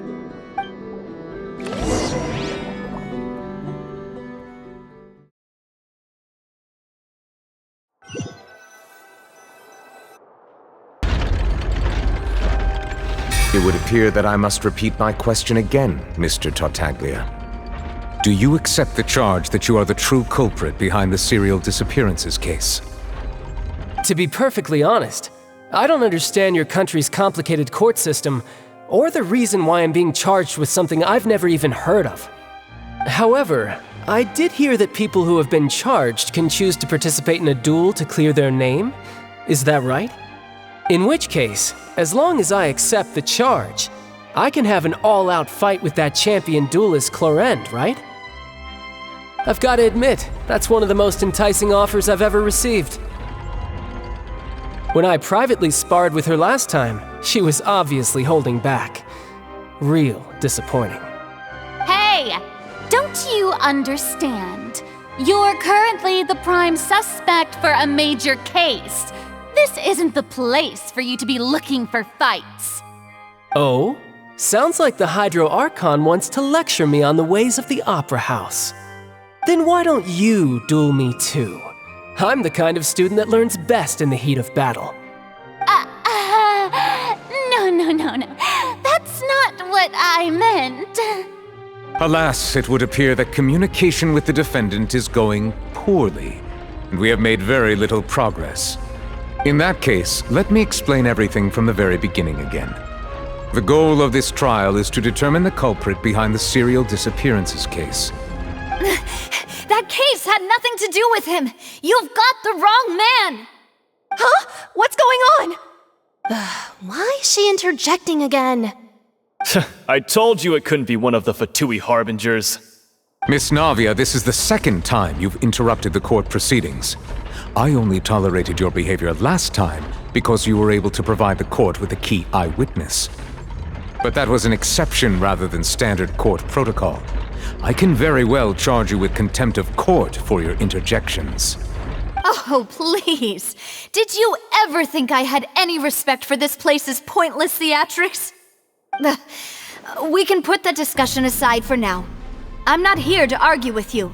I'm here to charge the true culprit behind the serial disappearances case. And if my charges prove true, then Tartaglia here will be proven innocent by default, correct? Oh, a young lady has charged in and offered to clear my name. How fascinating. Well, I'd gotten half bored to death by all these rules and procedures anyway, so I'll take you up on that offer. So, Your Honor, is there nothing else for me to do now? You may take a seat for now in the audience, but that doesn't mean the suspicions against you have been lifted. Now then, Miss Navia, who is the person you would like to charge instead? That person is...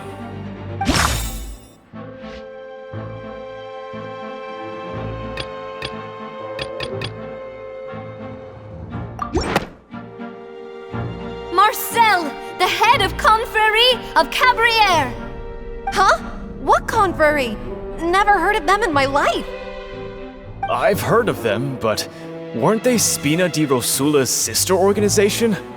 Oh, this going to be a friends to enemies type situation? Please let me remind you, Miss Navia, that charging someone is an incredibly serious matter. Committing to the charge also means taking on the legal responsibilities associated with it. And if the charge fails, depending on the circumstances, you may also be charged with the crime of making a false accusation. Knowing this, do you still wish to charge this man? Yes, I do. In that case, I declare the charge to be valid. Miss Navia and attorneys, please take your places on the court. Members of the guards, please contact Mr. Marcel right away so that he may stand trial.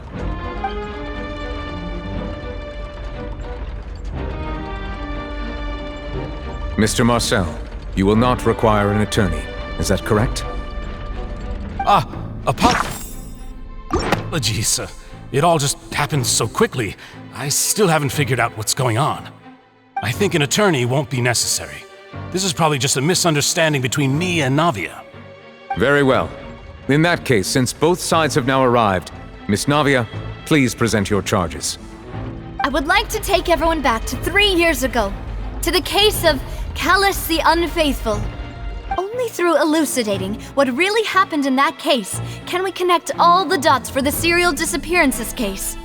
Navia, do you really think that I was the one who killed your father? Come on, why would I do that? Callus was my benefactor, and remember both you and I only ran to the scene when we heard the sound of a gun. If that's enough to make me a suspect, wouldn't that make everyone at that banquet a suspect as well? I think there's no point in getting into the specifics right now. The audience doesn't even have the big picture yet. Even I'm struggling to remember some details of that case. Exactly correct, Your Honor. I must refresh everyone's memory about that case before I can explain my charge and reasoning. I see. In which case, I will recount the findings about that case as originally recorded by Maison Gardiennage.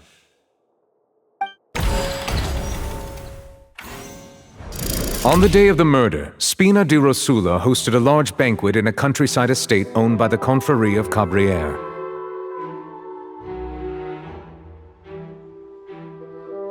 During the banquet, all attending guests heard 2 gunshots from the courtyard.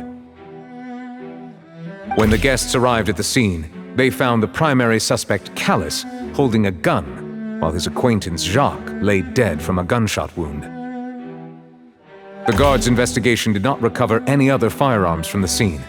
As a result, they concluded that the suspect's first shot must have missed, while the second must have taken Jacques' life. The suspect did not dispute this conclusion, and also declined to defend himself in court. Instead, he chose to prove his innocence through a duel. Callus was defeated by champion duelist Clarand in the ensuing duel, and soon succumbed to the injuries. These are the known facts about the case.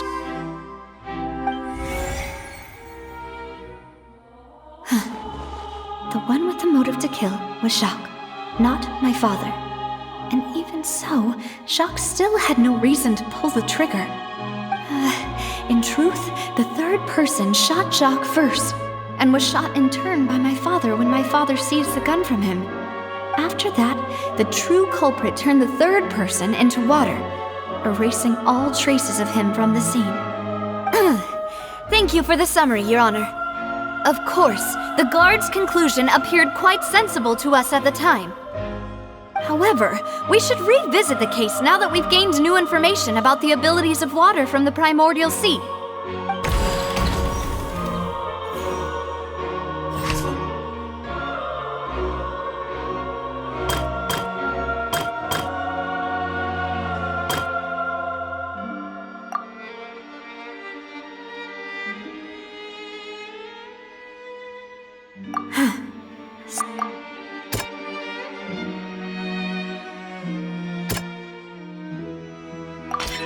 The testimony of the victim's family confirms that Jacques had thoughts of assassinating Callus when he set out for the banquet. However, in the end he reconsidered, and instead shared everything with Callus, hoping to seek the latter's protection. Unfortunately for Jacques, the true culprit had already considered this possibility and had sent out another assassin.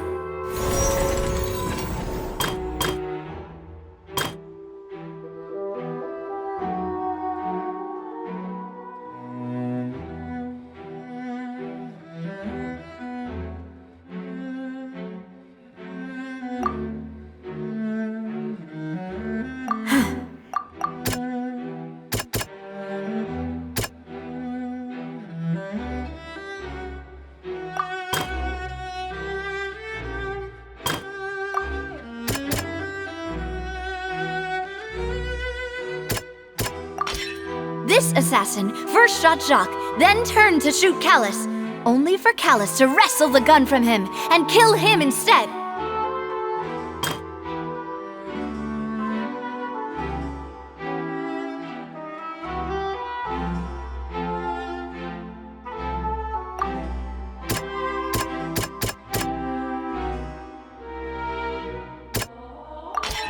A pile of clothing was found at the scene. The guards once believed they were used by Jacques as a costume to disguise himself. But now, it is clear that the clothes were proof that there was a third person at the scene, and that they were turned into water after committing the murder. Since it was raining that day, the culprit was confident that they could use the rain to wash away all traces of their dissolved accomplice. Realizing this, the true culprit caused the hired assassin to dissolve into water, leading everyone to believe Callus was responsible for Jacques' murder. This is the true version of events.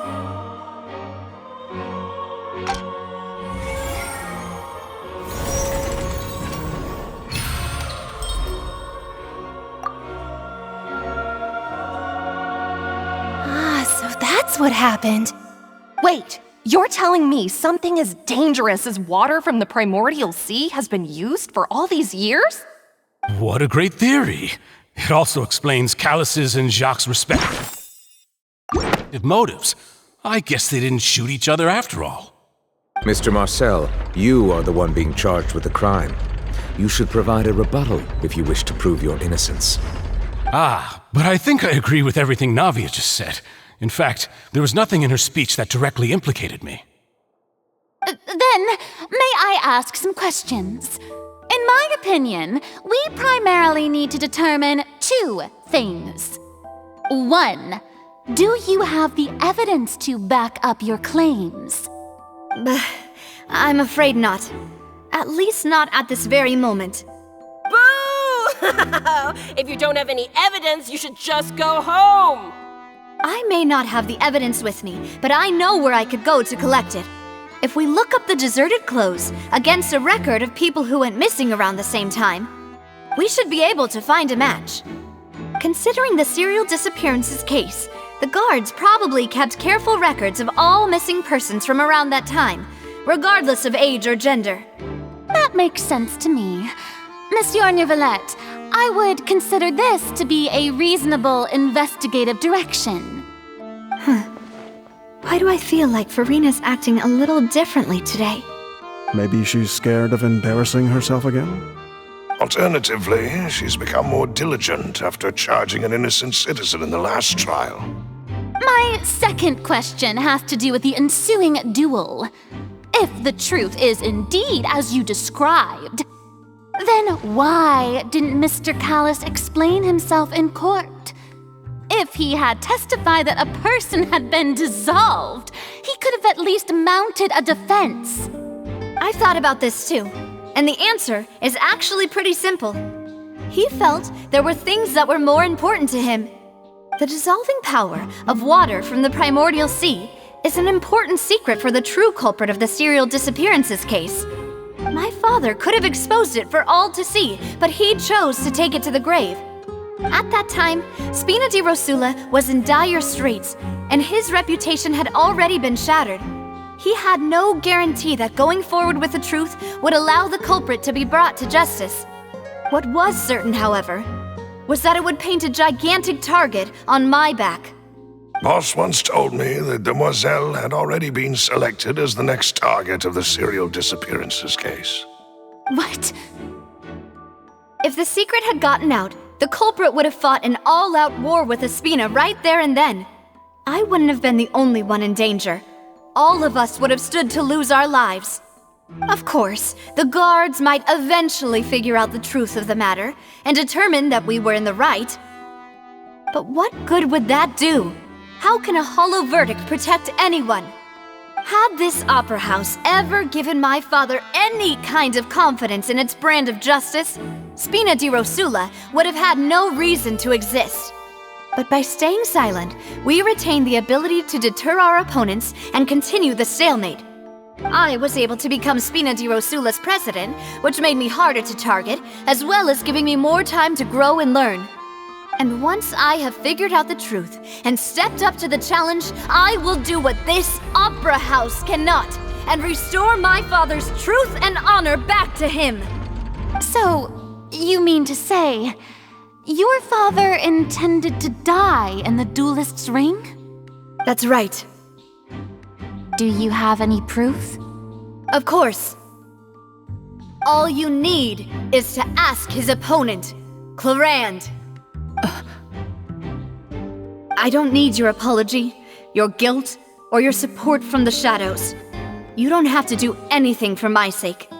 But since he entrusted his will to you, Clarand, you should tell us the truth about his sacrifice. So, during the duel, did you believe that Callus was intending to die? Yes, I did. As a champion duelist, I've fought many battles and taken a countless number of dishonored lives. In my line of work, I've seen all kinds of people give their all for the faintest hope to continue living. Some were determined, others passionate, and some even manic and twisted. Just one look and I can tell if a duelist is hoping to live or if they're looking to die. I hereby swear on my name and honor as a champion duelist that Mr. Callus never intended to leave the ring alive. Since that's your testimony, I have no more questions. It appears there really are good grounds to reopen this case. I concur. However, Miss Navia, you still have not explained the link between your father's case and the serial disappearances case. Right? What she said was fascinating, but kind of beside the point. Wait, weren't they just talking about the serial disappearances case? Of course, Your Honor. The two cases are connected via a matter of timing. In my father's case, the culprit intended to kill both Jacques and Callus. As a result, they planned to act after hearing 2 gunshots. And at the end of Linny's trial, the culprit also only dissolved the victim in front of everyone because they realized they were at risk of being identified. The culprit could only time their actions so precisely if they were already at the scene. Coincidentally, Marcel attended both the banquet and the trial. So that's why you suspected me. Even after hearing your reasoning, I still can't help but find it a little preposterous. I'm used to it, though. You've always been an impulsive and sentimental child, Navia. It's one of your most endearing traits. No need to appeal to pathos. I won't try to refute your points one by one, but even if everything you just said was true, can you prove that I was the only person present at both events? On top of that, does a person have to be physically present to control the timing? Can't someone remotely monitor the place? Don't know what she can say to that. I know that even with that, you might still think you can reduce the list of suspects with some further investigations, until I'm the only one left on the list. Alas, who won't feel at least a little hurt by an accusation of murder from a girl you see as your own daughter? But if I were to dismiss this completely, you'd also think I'm not being considerate of your feelings. Ah well, let Uncle Marcel teach you another lesson. Do you know what the biggest flaw in your reasoning is? I suppose you're gonna tell me anyways. It's timing again. I'm a businessman by trade. From that standpoint, there's no reason for me to kidnap young women. It's a high-risk action with nothing to gain. In addition, I left my home in Snezhnaya when I was young to come to Poisson and work in some trade. My business only thrived when I received Callus's patronage.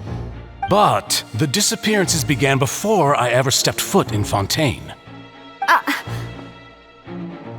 do apologize, demoiselle. This was my mistake. No, it's not your fault. I'm sure he had come prepared. Is there anything else you'd like to say? Would you like to check the date of my first business license against the first known case of the serial disappearances? You can also take a look at my border entry records, or ask my friends and family when I left Snezhnaya for the first time. Could those records and testimonies do something to appease the unspeakable anguish in your heart? Seems like she got the wrong guy. At this rate, Navia will be convicted for falsely accusing him. I think you've done a superb job of dissecting your father's feelings as he neared the end of his life. But aren't you going against all of his wishes and expectations right now? He wished for you to become more rational, collected, and conscientious, instead of dwelling only on your own feelings.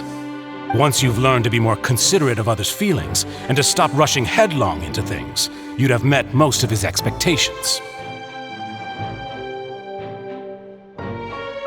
This isn't just about me, and it never has been.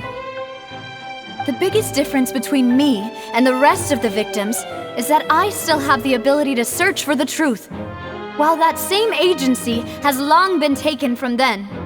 The people whose families were destroyed by synth abuse, the people who lost their loved ones to the serial disappearances, and the people who suffered tragic ends due to their sense of justice.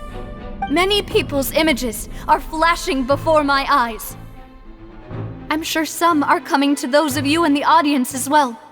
And whose image do you see, Marcel? Is it a man named Vacher? Oh, so you do know that name. I'm merely surprised you'd suddenly say the name of someone I've never even heard of. I was waiting for you to say that.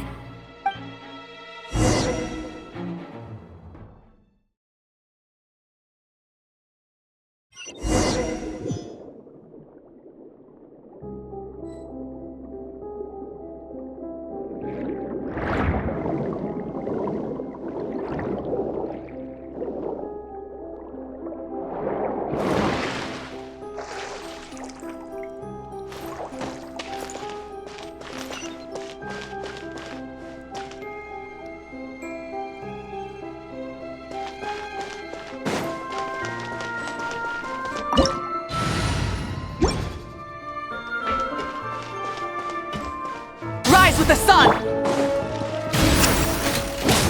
Teamwork is strength! Time to say hello. Be free.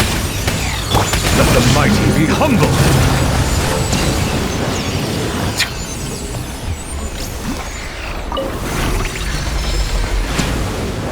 Whoa! The floor is going up! Is it because of this mechanism in the middle? That guy really prepared a lot of stuff for this place.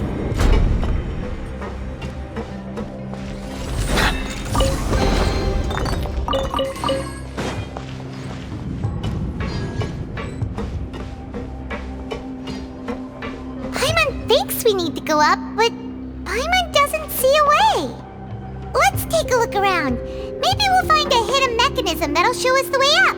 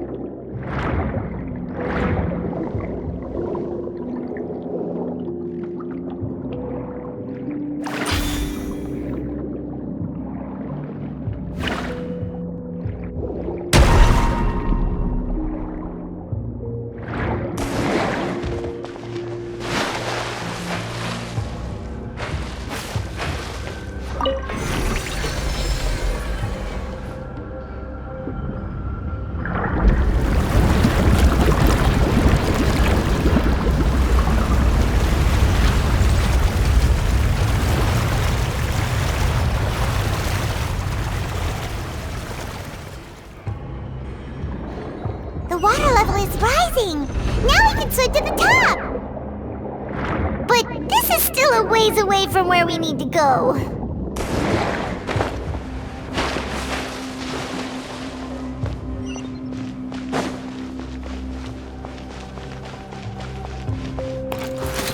Let's light it up! Not too far now.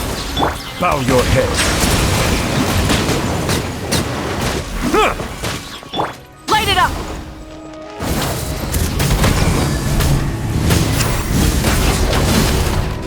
Wrath from the skies!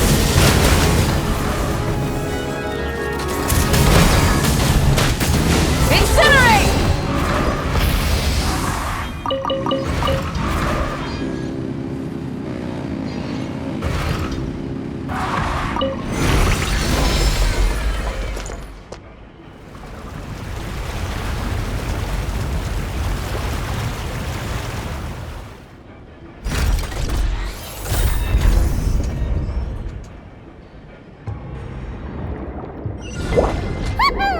Now the cup is clear! Let's go!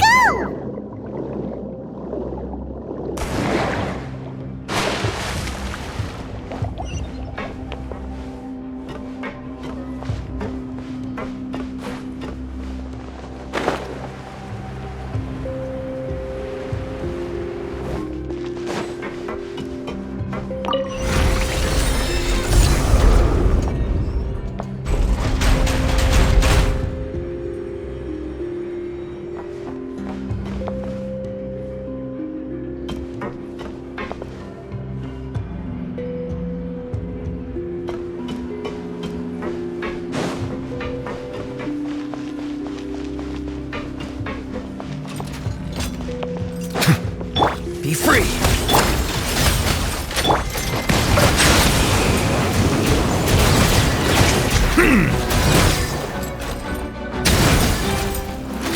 Be sanctified.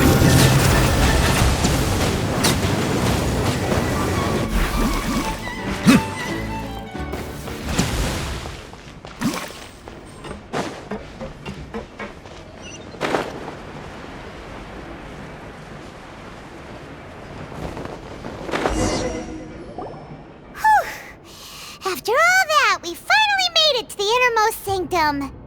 Though, as expected, the mastermind isn't here. That's right. Then let's hurry up and find some evidence so we can get back to the Opera House and help Navia.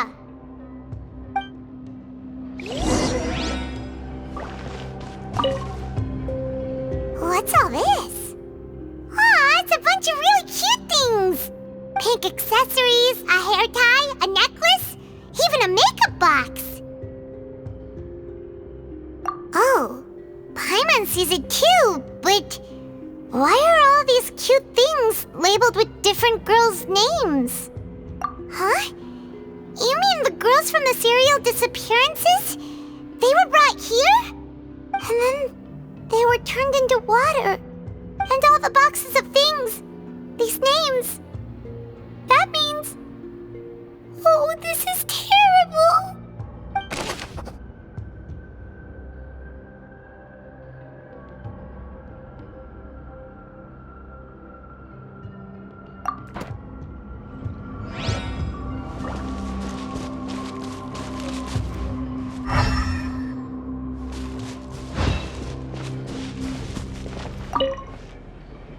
Let's see what's written here. Nothing escapes Detective Paimon's eyes. Callus. Navia's father. Oh, this seems to be an investigation report on him.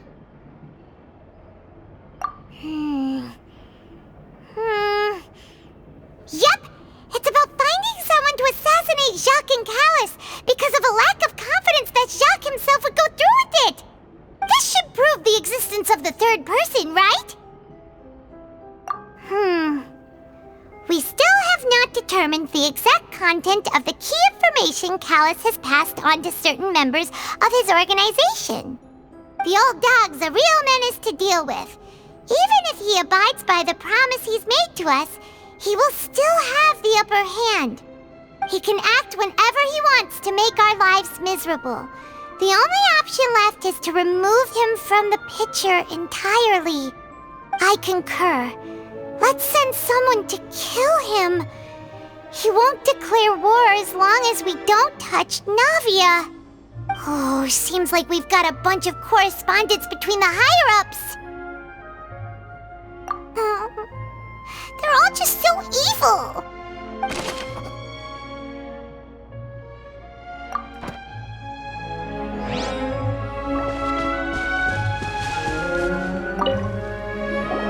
Oh, look! There's an important-looking basin over here, and it's full of water. That means this is where they make all the synth, and that special water is the main ingredient. If you dilute it with normal water, you'll get synth, but the pure stuff can dissolve a human. Paimon will take notes on this incriminating evidence.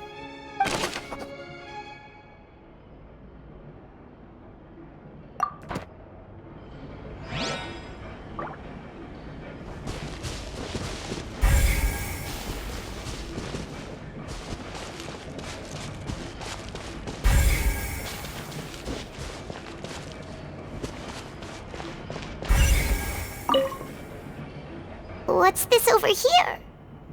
Looks like some kind of place for research.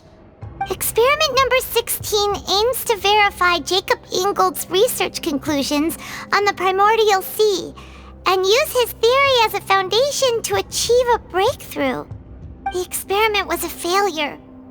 No individual managed to resurface from the water from the primordial sea.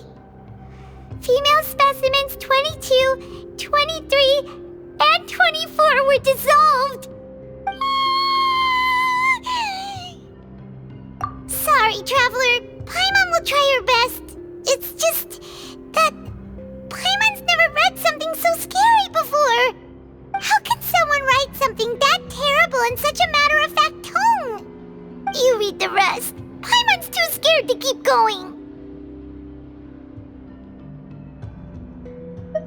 So that's why he did all of these experiments. Wait, did he really think he'd be able to find a way just by dissolving people over and over? That's just insane! Huh? Isn't that the name you heard by the fountain? Paimon thought he was an eyewitness in the serial disappearances case. Ah. You mean Vache is the one who did all of these... experiments? So that's it! Vache was no victim, but personally took his lover and... No, that's not it either! If that's the case, why would he want people to resurface from the water? In any case, Paimon will write it all down.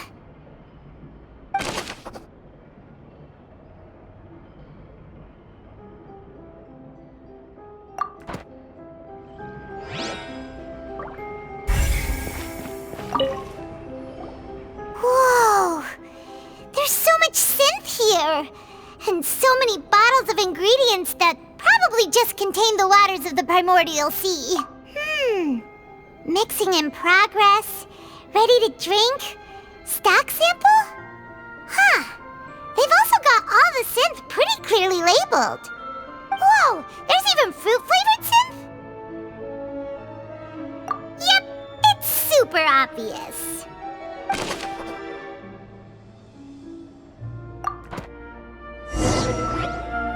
We've looked at almost everything here, and it seems like our theories were spot on. But... yeah, we haven't found anything that reveals his true identity. No wonder even Nervalet wasn't able to find anything. Whoever it is probably destroyed everything to do with that name a long time ago. That way, even if we bring all this back to the opera, we won't be able to identify the true culprit. Sure thing. Paimon won't admit defeat to this guy either.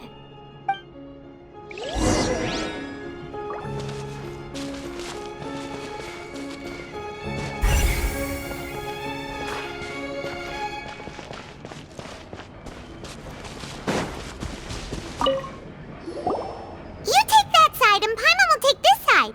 Check everything carefully.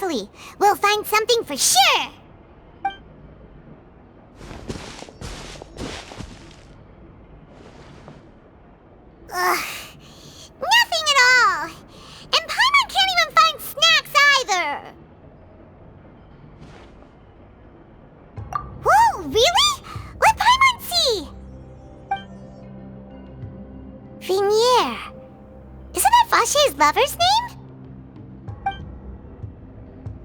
Then you found her diary. Let's see. Aw, it's just a normal diary chronicling their love story. She was so many! A whole page's worth! But they're all crossed out. Was she unhappy with all of them? The final name she decided on was Marcel. Wait, but Marcel's pretty old. Has this case been going on for so long that he's Vache and Vignier's grown son? Hey! Paimon still hasn't figured it out yet.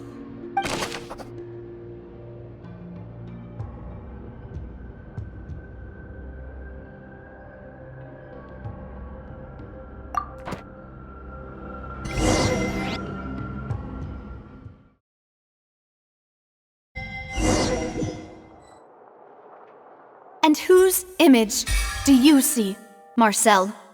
Is it a man named Vache? Oh, so you do know that name. I'm merely surprised you'd suddenly say the name of someone I've never even heard of. I was waiting for you to say that. Navia! We're back! As expected of my partner. I just knew you'd return in the nick of time. Just how often do you intend to flout the rules of this court? It's all right, Monsieur Nervalette. Given their confidence, I expect they've found the crucial evidence.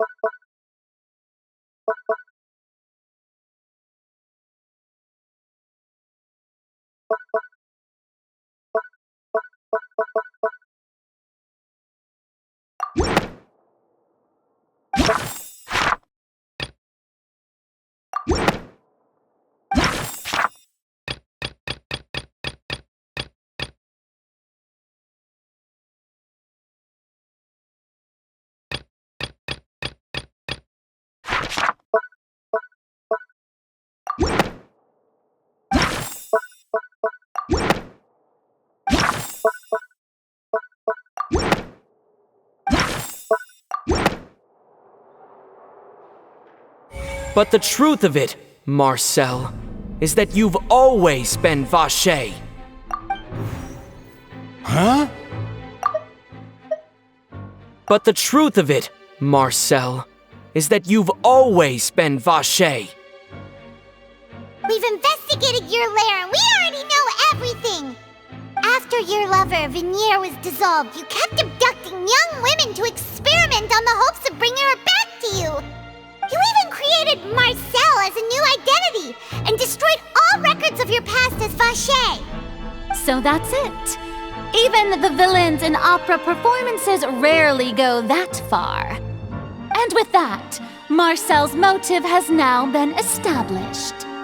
This information regarding your past also dismantles your prior timing defense.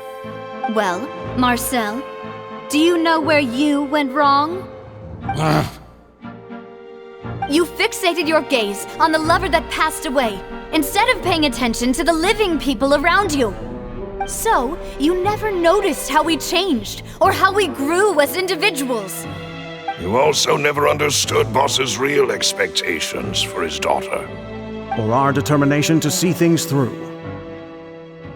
Your determination. Mr. Marcel, please speak up now if you would like to defend yourself. Otherwise, the trial will move on to the next stage. Do you really think I wanted to do any of this? Pay attention to you? What for? Have you ever paid attention to me? Ever empathized with my pain? Ever known how it feels to watch the love of your life dissolve right in front of your eyes? No one helped me. No one even believed me. All those decades ago, even the officers from the Maison Gardiennage were laughing at me. They said there's no way a human being can turn into water. So I must have gone mad from grief.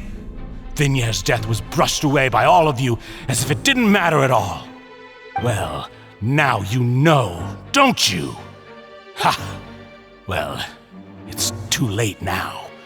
All those who were dissolved are gone forever. You only have yourselves to blame.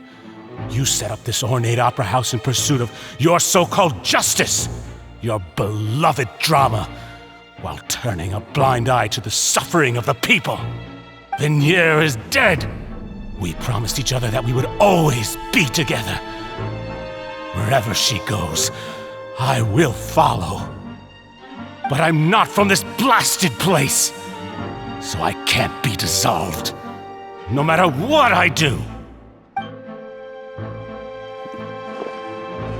Hey, is that water from the primordial sea that he's drinking? I can't dissolve! Can't dissolve! Can't dissolve! Do you all see? I can't go, I can't follow. So if I can't go where she is, what choice do I have but to try to bring her back? I did all of that, and in the end, that accursed Callus still got the better of me. I spent my entire life living on pins and needles, only to get stabbed by his idiot daughter at the very end. The suspect is exhibiting signs of mental distress. Guards, please restrain him. Don't touch me! Don't anybody come near me! I still need to save Vignier. Our promise. We made a promise. Vignier. Vignier! Please, Vignier. Don't think badly of me. All I want to do is fulfill our promise. At this point, the verdict of this trial is clear. With Mr. Marcel's conviction, the charges against Mr. Tartaglia no longer have any basis. Fine by me. I was in a bad mood, but after a show like that, I'm actually feeling pretty good. Traveler, please submit all the evidence you have collected to the guards, so that I might review and summarize the truth behind the serial disappearances case. The man now known as Marcel was originally named Vacher and worked as an adventurer with his partner and lover Vignier.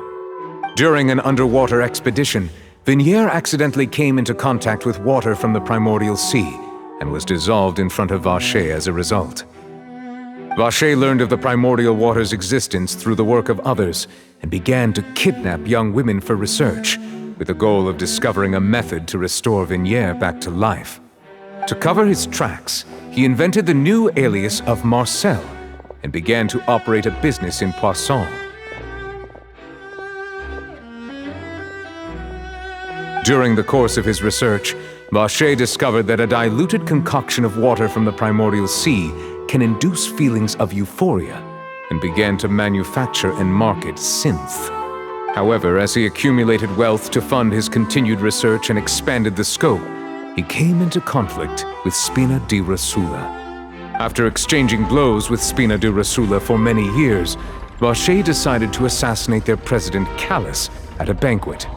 Although the assassination did not go as Vacher expected, he was able to turn Callus into the murder suspect by dissolving the assassin he sent to the scene. And just recently, Vacher attempted to frame Linny as the culprit of the serial disappearances case, using a similar method. However, his attempt to frame Linny failed, and the power of water from the primordial sea became public knowledge.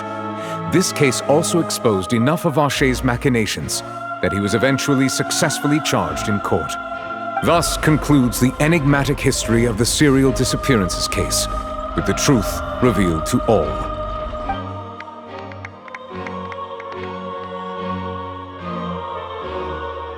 The oratrice will now deliver the final verdict regarding the charges against Mr. Vacher.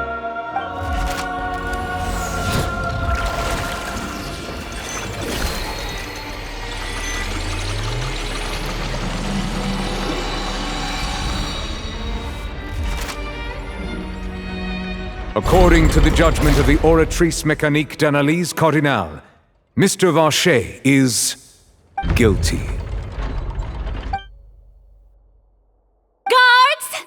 Take Vacher away. Good. It's what he deserves. With that, the serial disappearances case is over now. We really just witnessed history. Who would have thought the true culprit would be such a polite and well-spoken guy? Yippee! We helped Navia bring the bad guy to justice! He's hurt so many innocent people and now he's finally getting what he deserves. Huh? Are you okay? Demoiselle, you were absolutely brilliant. The day our late boss had always hoped for has finally come. You can rest easy now, knowing justice has been served. Yeah. It's finally over. It's all thanks to you guys. And my partner. See, Papa? Spina di Rosula's still doing well with me at the helm. Well now, hasn't this been a most delicious piece of drama? The villain has been caught, justice has been served, past wrongs have been righted, and it's a big ol' happy ending. Since it's been such a great show, I'll just let the false accusations against me slide. Either way, I've still got some business to attend to. So, if you'll excuse me... Please wait just one moment, Mr. Tartaglia. What now? None of this has anything to do with me. According to court protocol, since this trial was initiated due to a charge against you, a verdict must also be made regarding the initial charge before the trial can conclude. Oh, come on. Is this really necessary? Haven't you already caught the real criminal? Isn't it time for side characters like me to exit stage left? Please respect the laws of Fontaine. This has always been the rule. All right, but this sure is a lot of hassle. All I need to do is stand over there, right? Let's just get this over with. Through evidence presented in the public trial that was just held, it has been established that Mr. Tartaglia has no direct connection to the serial disappearances case. The guilty party has been identified, and thus it is logical to suppose Mr. Tartaglia is innocent of the charges. We now turn to the Oratrice Mécanique d'Analyse Cardinale to render the final verdict on the charges.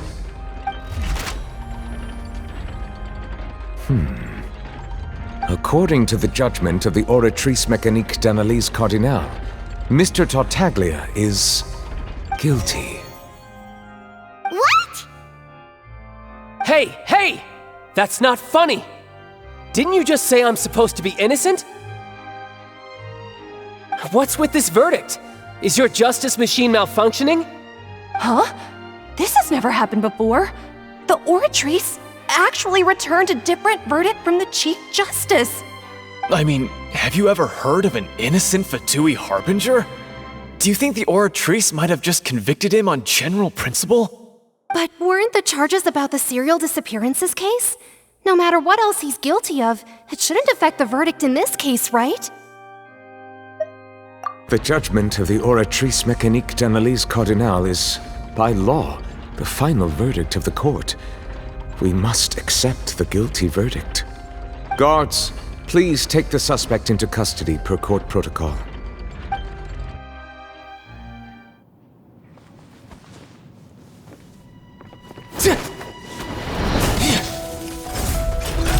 So this is how justice is done in Fontaine. What a joke.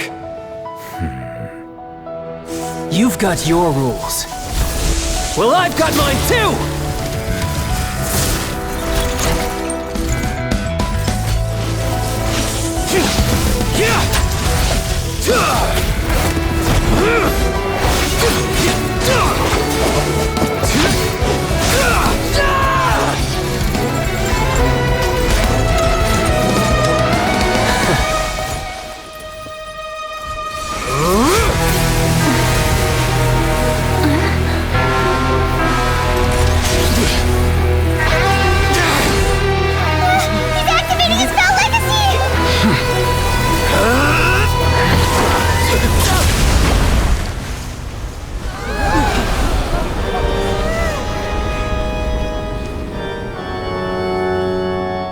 am sorry. If you have been wronged, we will find the truth. But the rules of the court must be upheld.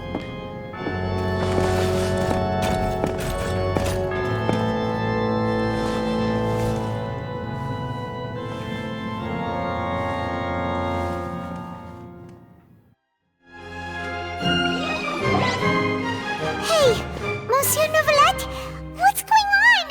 Shouldn't they have been cleared already? Apologies. This is also the first time I've encountered such a situation. However, according to the rules established at the conception of Fontaine's court system, the Oratrice's judgment is the final verdict of the court. All I do is follow court procedure. As for why the Oratrice arrived at the conclusion it did, you should probably ask someone more knowledgeable than me. Why are you looking at me?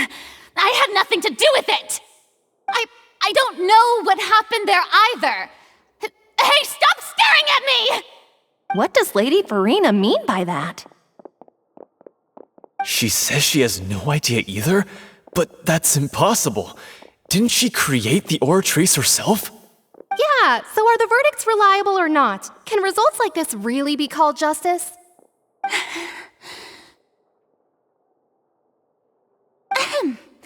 My dearest citizens, did you really think we'd allow an incorrect verdict to be handed out in this court? Did you really believe that the judgment could be mistaken or be the result of some sort of random mishap? Don't tell me you thought even I had been blindsided by the Oratrice's result. But the way she looked just now, it was pretty obvious she had no idea what was going on. However, given the state of things, I shall give you an explanation. Everything that just took place, including my supposed shock and bafflement, was a part of an elaborate performance, with every action meant to stir up drama and excitement. And, of course, for every performance, there is a script. Everything has unfolded exactly as I expected from the very beginning. As the embodiment of the very concept of justice, the Oratrice shall never render an arbitrary judgment! If you thought Child had nothing to do with the serial disappearances case, it is only because you've been blinded by the superficial appearance of innocence. Everything he's done, not to mention the danger he poses, are beyond ordinary comprehension and completely unforgivable! All shall be revealed in time. You will come to understand my noble intentions, as well as the absolute correctness of the Oratrice's verdict.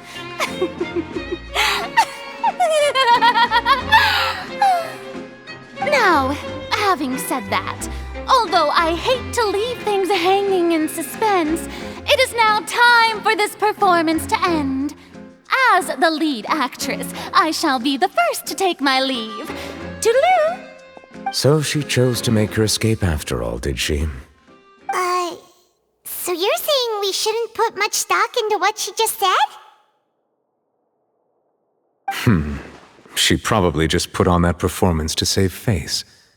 As for the truth, it's unlikely that she actually has any idea. However, please be assured that I will continue to investigate this case in a personal capacity. Just as I promised, if the judgment has been incorrect, we will do our utmost to clear his name. All right. Even though we feel pretty badly for him, we'll take your word for it for now. After all, he's done plenty of bad stuff, so he should have known he'd go to prison someday, right?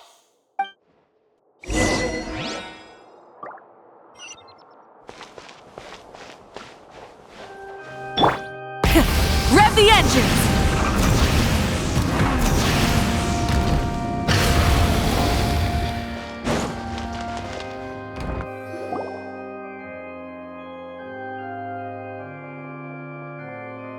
Hey, what are you doing? Quick, stop him!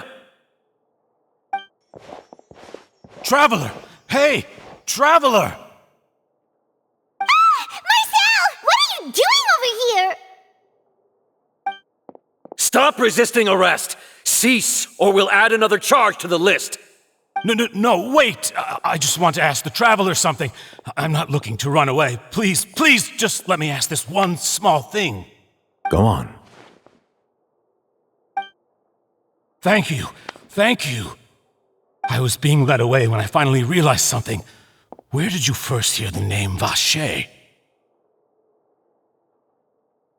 I erased all records of that name. So, unless... Are you still trying to prove your innocence? Give it up. You've already been convicted. Really? You did? You're sure? You met her? But how could that be? How did you manage to do it? The Fountain of Lucine? Then she's been so close to me all along. And I just never... Please give me a chance to talk to her again. Just let the Traveler take me to the fountain to see her one last time. This is the last request I'll ever make in my life. You can do whatever you want to me afterwards. I don't care. What? Give an inch and you want to take a mile? Do you think serial killers get to make requests like that? Paimon agrees! Why should we give him what he wants when he's only done a ton of super terrible things? This request, is it worth as much to you as your life? Of course! Wait, no. It's worth even more than my life. Humans. Will they betray the instinct to live just to satisfy spiritual needs? Very well. I will grant your request. Your Honor, I fear that... I will go with him. You do not need to worry about any escape. In that case, I shall leave him in your most capable hands, Chief Justice. Thank you, Your Honor.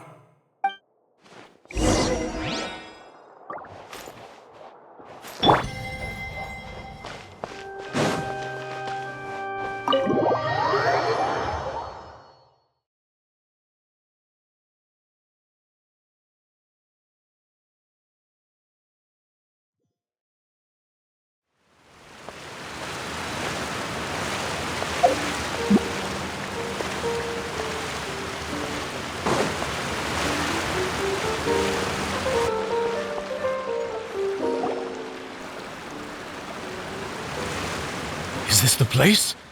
You said she's here, but what do I need to do to see her? Yeah, and even Paimon could hear her after drinking that thing. Didn't you just drink a lot of it on the stage as well? Oh, in that case... Vacher! Ah!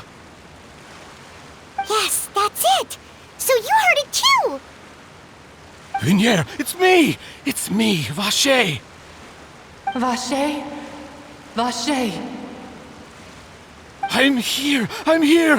Where are you, Vignier? I'm coming for you. I'm finally here for you. Hey, wait! Be careful! Hey, wait! Vignier, is that you? It's me, Vacher! Vignier!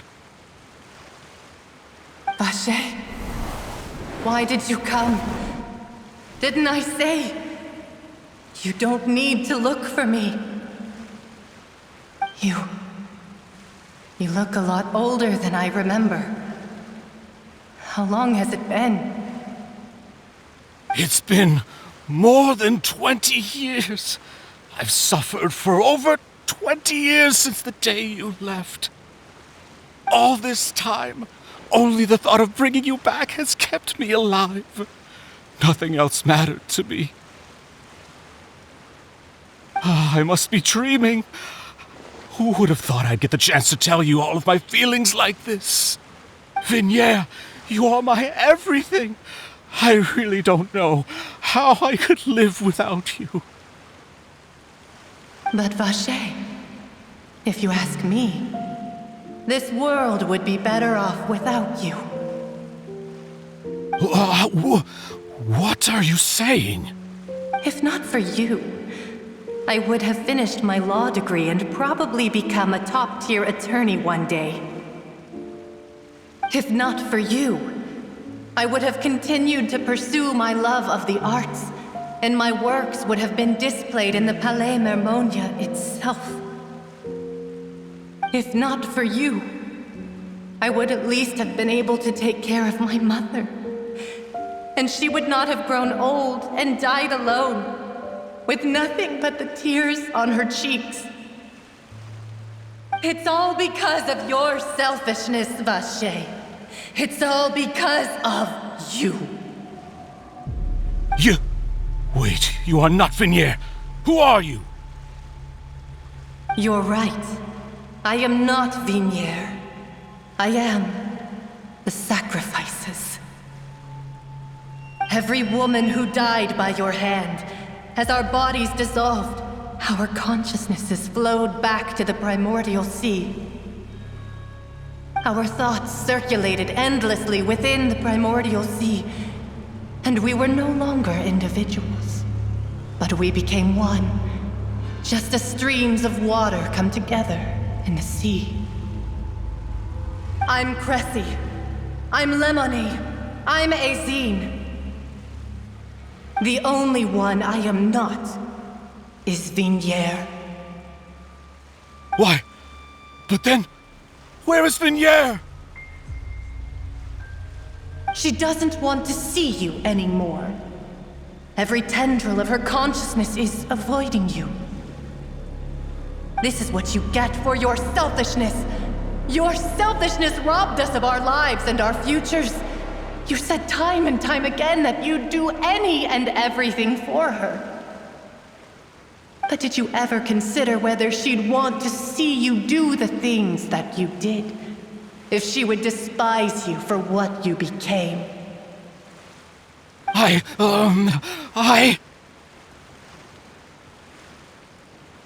You are a liar, a heartless murderer, and a cowardly narcissist. The only thing you are not is Vignier's beloved. From the moment your first victim died and her consciousness merged with Vignier's, she has had nothing but pure hatred for you.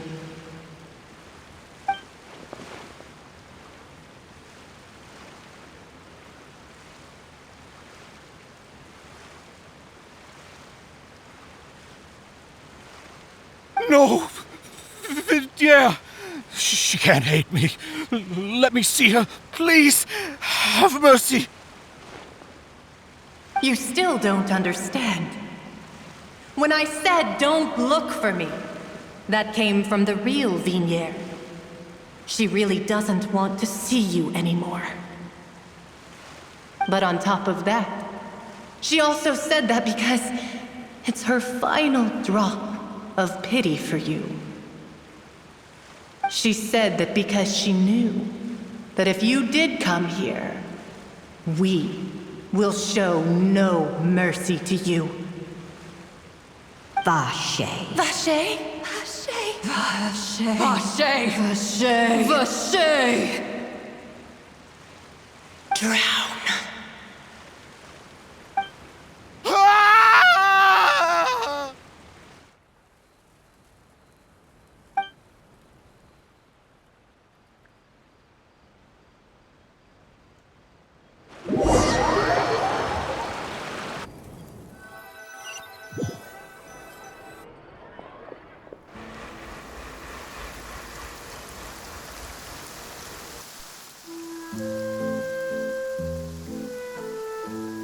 Finally, we have some time to do shopping. Gosh, it's really been a long time since we've been able to relax. Well met, partner. I knew something great was going to happen when I woke up in such a good mood today. Even this weather can't put a damper on the demoiselle's mood. It's a pleasure to see you both again. Oh, hey, Navia! It's been a few days. Paimon's already started to miss you. Oh, now that I believe. I'm easy to work with and always bring home the bacon. Who wouldn't treasure having a partner like me? Sounds like you're really enjoying life these days, Navia. What have you been busy with since the trial? It's just been one thing after the other. I've been making non-stop trips between Poisson and the courts in Seine. Everyone from Spina di Rosula organized a memorial for my father. We never held a memorial when he first died, since everyone knew that even if we held one back then, no one was going to come. This time, though, everyone in Poisson, and even many people from the court, all attended. So his name's definitely been cleared now. That's what we like to hear. It's been the dearest wish of Demoiselle all along. That blasted stubborn fool. I was right to put my faith in him. I'm so glad I didn't give up on the case all those years ago. Oh, by the way, I ran into Charlotte just after I left the memorial service. Well, maybe it'd be more accurate to say I knew she would be there, and there was no way she'd just let me go. Huh? So you know Charlotte too? The Charlotte? Journalist from the Steambird? Yeah, way back when I first became the president of the Spina di Rosula, she was all over me. Wouldn't take no for an answer. I believe the story was called The True Heart of Darkness, Secret Tales of the Yellow Rose. To be fair, though, it was a really flattering feature. So, we've been on pretty good terms ever since. She was trying to lean on our friendship to get me to do an exclusive piece on the serial disappearances case. Oh yeah, she told us about that. She's always been super interested in that case, so now her wish has finally come true too. Anyway, I told her to make sure that when she writes about you guys entering the opera house with the critical evidence, that you both sound really cool. Now that's another thing to look forward to. We trust Charlotte's skills with a pen for sure. Oh, and in other news, I also took Clarand out for a meal. Oh, are you two on better terms now? While you were investigating Vaché's headquarters, Clarand gave testimony on my father's behalf.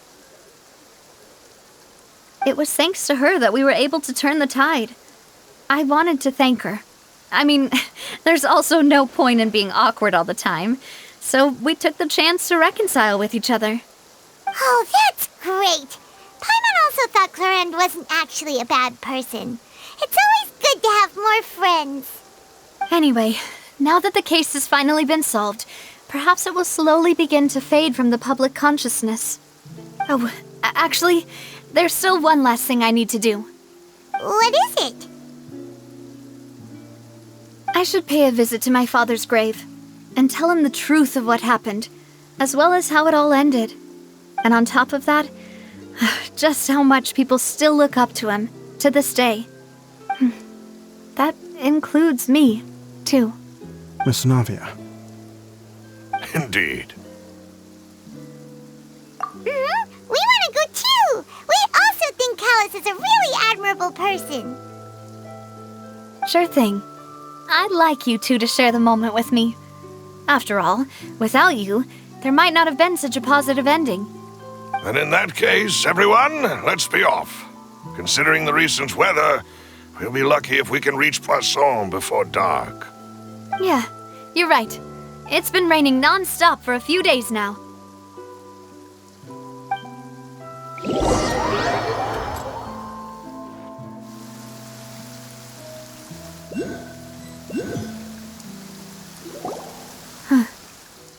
This is where my father's grave is. To be perfectly honest, even I haven't been back here for a long time. Huh? There's someone there already. Wait, that figure. It can't be. Isn't that Nervalette? Why would the Chief Justice be here? Huh? Navia?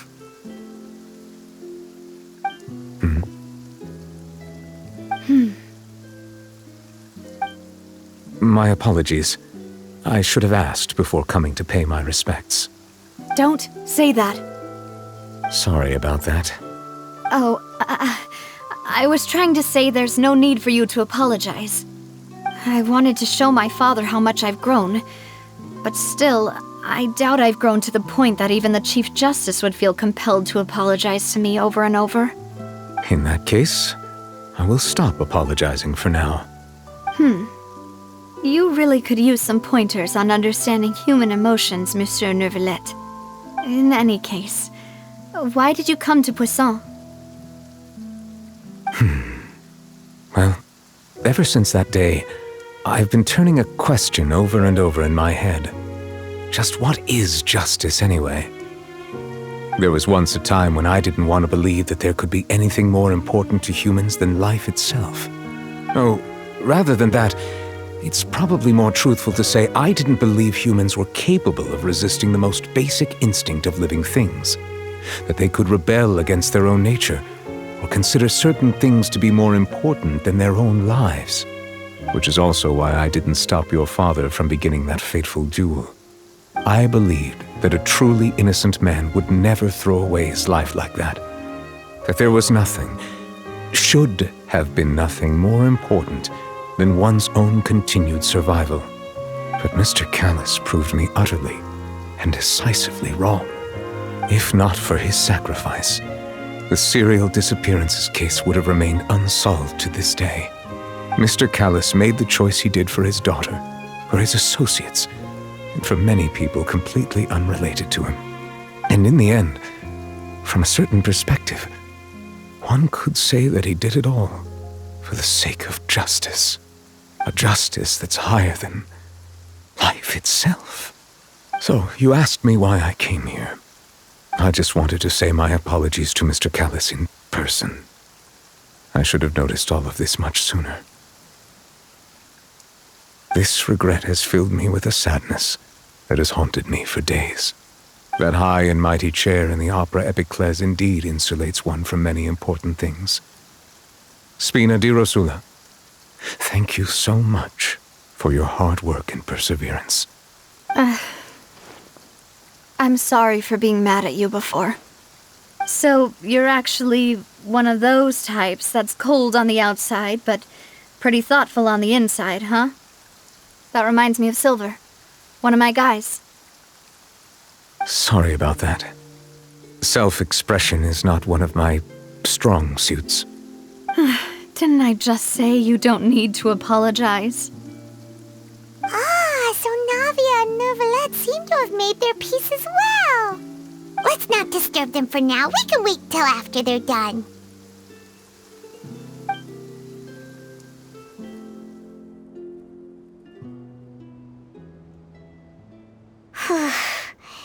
Paimon's never paid respects at someone's grave before.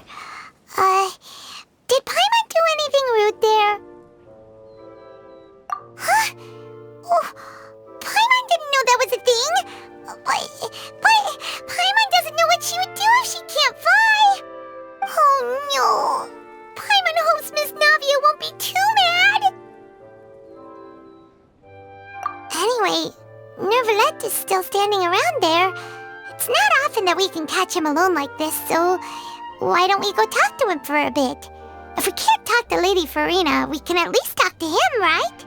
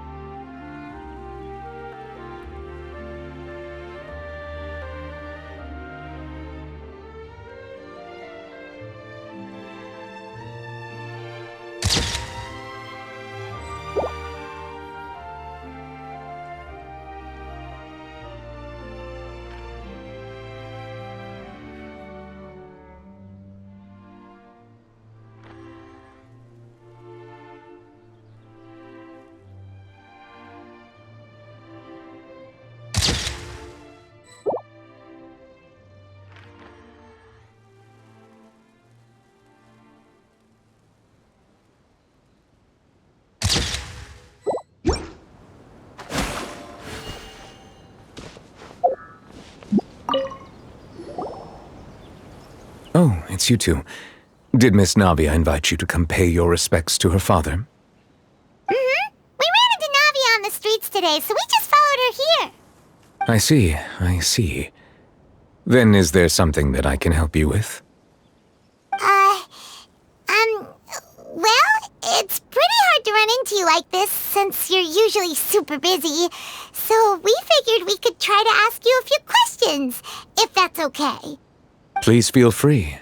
Though outsiders, you helped us solve one of the greatest mysteries in Fontaine, and it would be my pleasure to return the favor.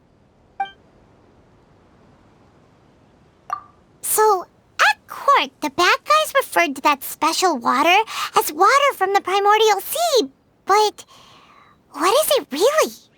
Truthfully, that name is already quite accurate. I can only surmise that Vacher and his ilk only learned of its nature and existence after extensive research. There used to be a special sea on the surface of this planet. The nature of its seawater was rather different from that of the sea we know today. Most of Tevat's life forms were first born in that special sea. You could say it nurtured much of the life on this planet. Huh. So it really was where everything began. It makes sense to call it primordial then. But today, the primordial sea no longer exists on the planet's surface. What Vacher discovered must have been some kind of special case, or a remnant from a truly ancient age. Huh. So that's how it is. Oh, you really know everything, Monsieur Neuvillette. But if that's the case, then why would people, at least people from Fontaine, dissolve in that kind of water? Indeed. Why would the primordial sea, which was known to engender and nurture life, suddenly reverse itself and devour life instead?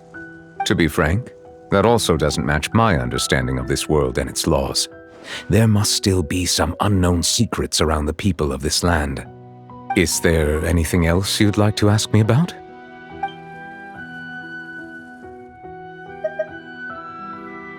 My apologies. My investigation has still not reached its conclusion. However, I still believe the judgment of the Oratrice was not rendered arbitrarily. But you also said you thought he was innocent.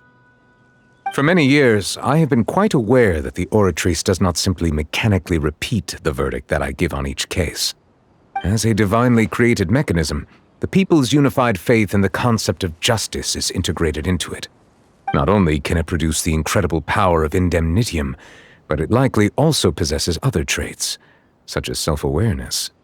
Which is all to say, I have been prepared for a situation like this for a long time. Huh. So when Lenny told us that he heard a human voice from the room where the Oratrice's core is stored... I was not aware such a thing had occurred. Perhaps that could serve to prove my conjecture. I will add that to the list of items to investigate. In any case, I am inclined to believe that the Oratrice does have a methodology all its own. We just do not have enough information. Based on Farina's reaction, I doubt even she had any idea what was going on. She managed to bluff her way through it, though, with her time-tested twin tricks of bravado and drama. While we do intend to get to the bottom of this, for now, we regret to say that the Fatui Harbinger will just have to bide his time in the fortress of Meripede. If we did incorrectly convict him of crimes he did not commit, we will most certainly compensate him to the fullest extent allowed by the law. If you ask Paimon, the only compensation he'll want is a no-holds-barred fight with you. Is there anything else you'd like to ask me about?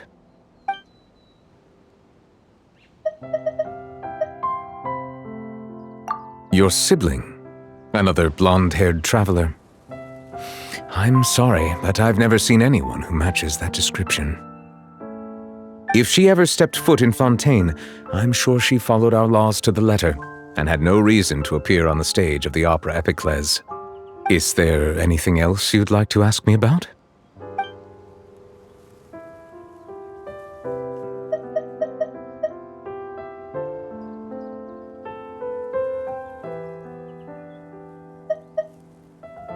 That the sea levels will rise and everyone will be dissolved in water, leaving Farina crying alone on her throne, but the sins of the people will be finally washed away for good. Does that appropriately summarize the version you've heard? That's right! It was Lenny that told us back then. And that about covers all the main points. Yes, up to the present, I think we reached a point where we have no choice but to confront this prophecy directly. Rumors have it that this prophecy is rooted in the last words the former Hydro Archon left to the world before she passed away. A prophecy? Of the former Hydro Archon? Wow. This is the first time that we've ever heard of it. 2 parts of the prophecy have already proven correct. The rising sea levels and the ability of the people of Fontaine to be dissolved. We should be more vigilant and stay on the watch for further signs. Speaking of the prophecy, Farina has also always taken it quite seriously. Indeed, she has been collecting information and intelligence from across Tevat for this purpose. If the rumors were true, then perhaps this prophecy is the conundrum left to Farina by her predecessor. But with Farina being the way she is, can we really trust her to solve it? Is there anything else you'd like to ask me about? Very well. It was my honor to provide you with what answers I could. I very much enjoyed conversing with you. It will soon be time for me to leave this blissful tranquility behind and return to Palais Memornia. You really are super busy, Monsieur Neuvillette.